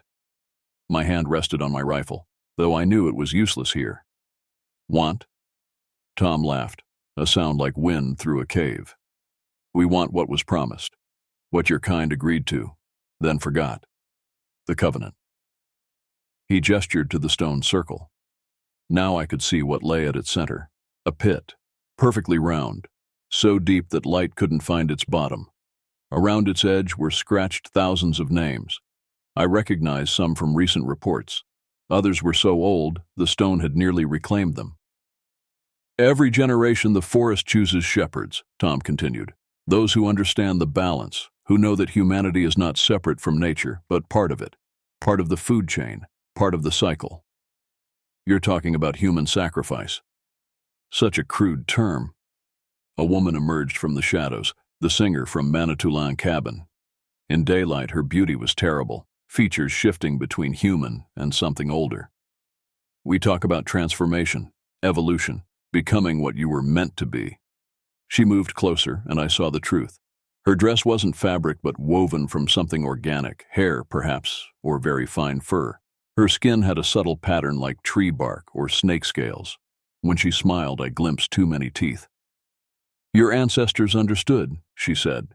"They gave us their criminals, their dying, their volunteers. In exchange, we kept to our territories. Let you build your cities, your roads, your small little worlds." But the offering stopped. The covenant broke. So we've been taking what we need. The hikers, the families. Barely enough to sustain us. We've been starving, Ranger Mackenzie. Fading. Some have already returned to the earth, unable to maintain form without feeding. Her expression hardened, but no more. The old agreement is void, unless... Unless what? Tom stepped forward.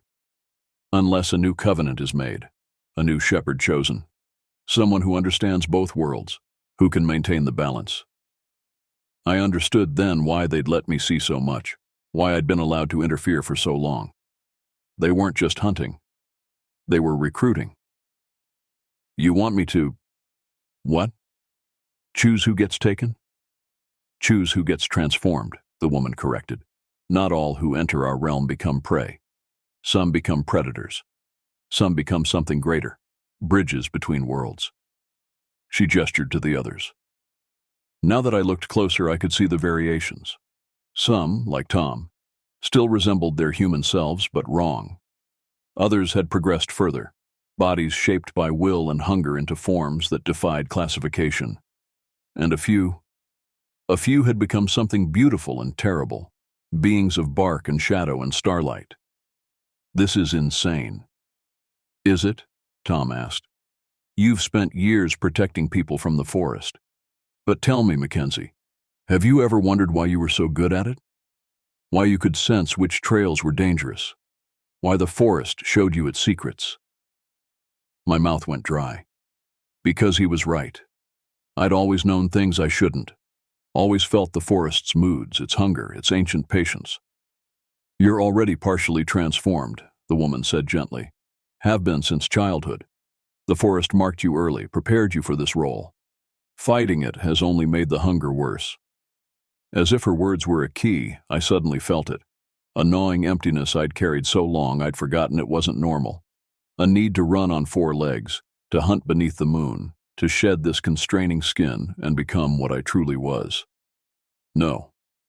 I stepped back, hand tightening on my rifle. Then the taking continues, Tom said sadly. More hikers vanishing. More families destroyed. More children found wandering the woods with stories no one believes. The forest will feed, Mackenzie. The only question is whether it feeds with purpose or without. There has to be another way. The woman laughed, silver and sharp. Another way? Your kind had centuries to find another way. Instead, you forgot us, denied us, tried to tame us. The forest is not tame. It never was. It never will be. She waved her hand and the air shimmered. Through the distortion, I saw visions. The forest, as it truly was. A living entity, vast and hungry, dreaming of the days when humans knew their place in its ecosystem. I saw the skinwalkers not as monsters, but as antibodies, maintaining balance in a system poisoned by forgetting. Choose, Tom said. Become the shepherd, guide the transformation, help us feed with wisdom and restraint. Or watch as we take without discrimination, without mercy, until the balance forcibly corrects itself. I looked at the pit, at the names carved in stone. So many lives, so many transformations. And I thought of the hikers who would come tomorrow, next week, next year. Innocent people who just wanted to touch something wild and free. Unless someone guided them away. Unless someone who understood both worlds stood between them. If I agree, I said slowly, what happens? You complete your transformation, the woman said. Become what you've always been inside. And in return, you help us choose. The old, the sick, the evil. Those whose transformation serves the greater balance. The forest feeds, but thoughtfully, carefully, as it did in the old days. And if someone refuses to be chosen? Tom's smile was sad and sharp. Then they're not truly chosen, are they? The forest only takes the willing, Mackenzie. It's humans who forgot that willing doesn't always mean conscious. I thought of Jessica Rodriguez, of Maria Gonzalez, of all the ones who'd been released. Had they been unwilling? Or had they served their purpose as messengers, spreading fear and fascination that would draw others in? The sun was setting. Through the trees, I could see the first stars appearing. The stone circle began to glow with a light that came from somewhere else. Decide, the woman said. The moon rises soon, and with it, the hunt begins, either with you as shepherd or without. I looked at my rifle, my badge, my human hands. Then I looked at the forest, ancient and patient and hungry. I thought of all the people I'd saved over the years, all the ones I'd guided away from danger. Had I been protecting them? Or had I been selecting them? The distinction suddenly seemed meaningless. Show me, I whispered. The woman smiled and extended her hand. When I took it, her skin felt like bark warmed by sun. She led me to the pit's edge, and together we looked down into the darkness that was not darkness, but possibility. The first lesson, she said, is that transformation is not death. It's birth. Painful, yes. Terrifying, certainly. But on the other side, she let the sentence hang, but I could feel the promise in it.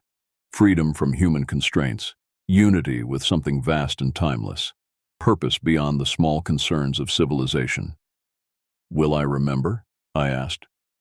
Who I was. You'll remember everything, Tom answered. That's the burden of shepherds. To know both worlds, belong to both, be fully of neither. But in time, the memories become stories, and stories become dreams, and dreams become truth. I stood at the edge of choice, feeling the forest's hunger like my own, knowing that whether I said yes or no, the outcome was the same. The forest would feed. The only question was how. In the end, it wasn't really a choice at all. The transformation began with the shedding of clothes, not just fabric, but the very concept of covering. My ranger uniform fell away like dead bark, revealing skin that was already changing, patterns emerging like hidden tattoos written in chlorophyll and shadow. The woman, who I now understood had never been human at all, guided me into the pit. But instead of falling, I descended along stairs carved from living root. The walls pulsed with bioluminescence, revealing cave paintings that moved and shifted, telling stories of the first covenant, the first shepherds, the first willing transformations. Pain is the price of becoming, she whispered, her voice now inside my skull. Do not fight it. And there was pain. Bones breaking and reforming, muscles tearing and reweaving, neurons firing in patterns that human biology couldn't support. I screamed, but the sound that emerged was wind through leaves, water over stone, the earth itself groaning. Time became meaningless. I was a seed in dark soil. I was prey fleeing through moonlight. I was the hunter's breath on the back of a neck. I was the forest dreaming of what it had been, what it could become. When I finally emerged from the pit, the world had changed, or perhaps I was finally seeing it clearly. Colors existed beyond human perception, the ultraviolet signatures of fear, the infrared trails of desire. Sounds layered into complex symphonies, the heartbeats of mice beneath the snow, the whispered conversations of trees through mycorrhizal networks, the slow breathing of the mountain itself, and the smells. God, the smells. Every human who'd passed through this clearing in the last century had left their scent story written in molecules. Their hopes, their terrors, their final moments, all preserved in an olfactory library that my new senses could read like books. I looked at my hands. Still shaped like hands, but wrong. Too many joints. Skin that shifted between bark and flesh, and something altogether other. When I concentrated, they could become paws, claws, branches, or remain almost human. Almost. Beautiful, the woman said, and I understood she meant it truly. You've taken to it better than most. The forest chose well. Tom approached, moving with the fluid grace of something that had abandoned the pretense of humanity. The hunger will be strongest at first. We'll teach you to manage it, to choose wisely. As if summoned by his words, I felt it. A gnawing need that made my previous human hungers seem like gentle suggestions. I could smell them now, the humans scattered throughout the forest. Hikers bedding down for the night. Rangers at their stations. The town beyond the park boundaries full of warm bodies and racing hearts. Easy, the woman crooned, touching my face with fingers like twigs. Focus, remember your purpose. You're not a mindless predator. You're a shepherd. What do I do? My voice was layered now, harmonics that human ears would find disturbing. First, you return to your station, Tom said. Complete your reports. File paperwork that explains your extended absence. Maintain your cover. Cover? I laughed, the sound like wind chimes made of bone. How can I go back looking like this? Look again, the woman suggested. I glanced down and gasped. My body looked human again. Ranger uniform intact, skin the right color and texture, hands with the proper number of joints. But I could feel the lie of it. The effort required to maintain this shape. The first gift of the covenant, she explained. To walk between worlds, you must appear to belong to both. In time, holding human form will become as natural as breathing. But remember, it's a costume, nothing more. They taught me through the night how to recognize the forest's true children from ordinary animals, how to read the signs that marked someone as chosen for transformation, how to project subtle wrongness that would make smart humans turn back without knowing why, and most importantly, how to feed without killing, how to take just enough essence to sustain myself while leaving the donor alive, confused, but ultimately unharmed. The old shepherds were too gentle, Tom explained as we practiced on a sleeping deer. They took only from the willing, only from those already dying. The forest grew weak, desperate. We can't make that mistake again. By dawn, I understood my role. I would return to my position, continue my work as a ranger, but now I would serve a dual purpose. Protecting some humans from the forest, yes, but also selecting others for it. The sick, the evil, the lost, those whose transformation would serve the greater balance. How will I know? I asked as we stood at the forest's edge, my human shape settling over me like an uncomfortable coat. You'll know, the woman assured me. The forest will tell you. And in time, you'll develop your own criteria. Each shepherd interprets the covenant differently. And if I refuse? If I try to warn everyone, keep them all away? Tom's expression was almost pitying.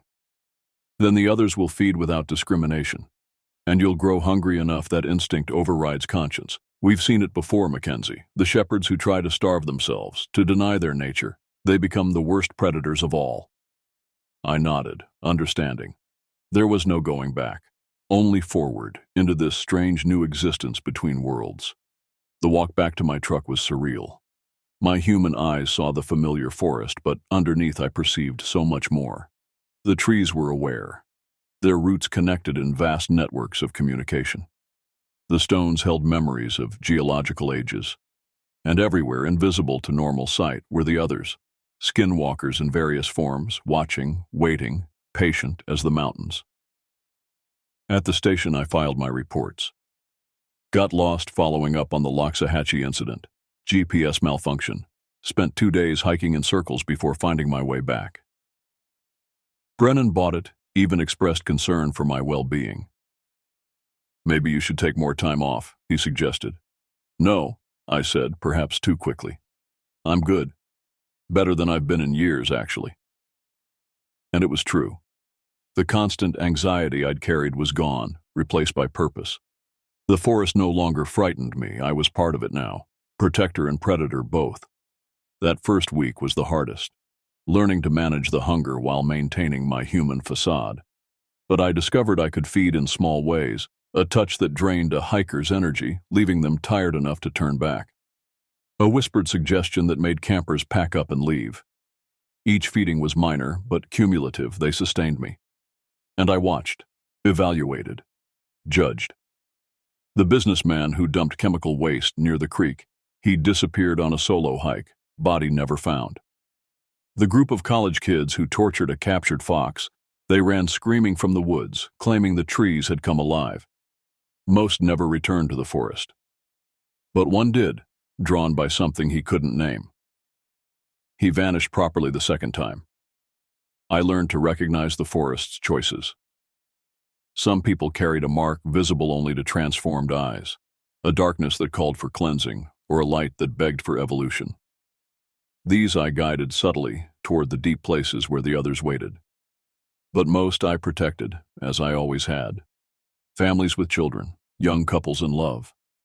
The lonely souls who came seeking solace in nature's embrace. These I kept safe, steering them away from ancient groves and hungry shadows. The forest fed, but thoughtfully, carefully, as it had in the old days when humans still remembered their place in the cycle. Months passed. My human mask became easier to wear, though never comfortable. I attended ranger meetings, filed reports, even dated a schoolteacher from town, though I made sure she never came too deep into the woods. But at night, when the moon was dark and the forest sang its oldest songs, I shed my human shape and ran with the others.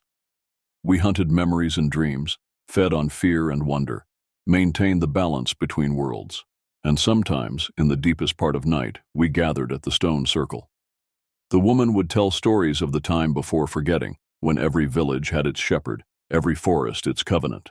Tom would speak of the future, when the barriers would finally dissolve and humanity would remember its true nature. It's already beginning, he said one night, gesturing to the lights of distant cities. They feel the emptiness of their separation. They come to the woods, seeking something they can't name. Some find peace, others find transformation. All find truth. I thought of the hikers I'd guided away, the ones I'd guided toward, the balance I maintained with each choice. Are we saving them or damning them? I asked. The woman smiled with too many teeth. Is there a difference? Every ending is a beginning. Every death is a birth. The forest doesn't judge. It only transforms. A year into my new existence, Maria Gonzalez contacted me. She'd recovered mostly, though she still woke screaming from dreams of drowned singers. She wanted to understand what had happened to her friends. I met her at a coffee shop in town, maintaining my human appearance carefully. I've been researching, she said, sliding a folder across the table. Old stories, indigenous legends, disappearance patterns. There's something in those woods, isn't there? Something that takes people. I could have lied. Should have, probably. But looking at her haunted eyes, I chose a different path. Yes, I said simply. She stared at me, not expecting honesty. What is it? Something old, something hungry, something that used to have a place in the world but got pushed to the margins. I leaned forward. Your friends. They became part of it. Not dead, not alive. Transformed. Into what? Into what we all were before we forgot how to change. She was quiet for a long moment. Then, could I see them? Talk to them? The request surprised me. Most survivors wanted only to forget. But Maria had the mark on her, not of prey or predator, but of something else. A potential bridge. Why would you want that? Because I dream of them, every night. They're calling me back. She met my eyes, and part of me wants to go. I studied her, seeing deeper than human sight allowed. The forest had touched her, left its fingerprint on her soul. She could never fully return to normal life, but she might not need full transformation either. There's another way, I said carefully. A middle path, dangerous, but possible. That night, I brought Maria to the stone circle. The others were skeptical. She wasn't chosen for transformation or feeding, but the woman saw what I saw. A speaker, she said with interest. How long since we had one of those? Maria became our voice to the human world, not transformed, but changed enough to understand. She wrote articles about forest safety that carried subtle warnings, created art that captured the beautiful terror of the wild places, spoke at universities about respecting boundaries, both geographical and metaphysical. And occasionally, when someone came to her with dreams of the forest, with the mark glowing clear in their eyes, she would send them to me. The covenant evolved, no longer just predator and prey, but a complex ecology of human and other, civilized and wild, static and transformed. The forest still fed, but with purpose. The barriers still held, but with doorways for those meant to cross. I write this from my station, 5 years after my transformation. Dawn is breaking over the mountains, painting the forest in shades of gold and shadow. Soon, hikers will arrive, seeking adventure or peace or something they can't name. I'll greet them with a ranger's smile, check their permits, offer advice about trails. Most will have a wonderful day and return home with photos and memories, but a few will carry the mark. And for them, I'll suggest a different path, a deeper trail, a place where the old stories still walk. The forest is patient. It has waited this long. It can wait longer. But the hunger remains, the need for balance, for remembrance, for transformation. And I remain its shepherd, walking between worlds, maintaining the covenant written in bark and blood and starlight. Neither fully human nor completely other, but something more useful. A bridge across the forgetting, a guide through the dark woods of becoming. The radio crackles with the morning's first call. Another hiker, probably lost. I reach for the receiver, already knowing what I'll find, already choosing which path to suggest. The forest whispers its approval, and I smile with too many teeth. The cycle continues.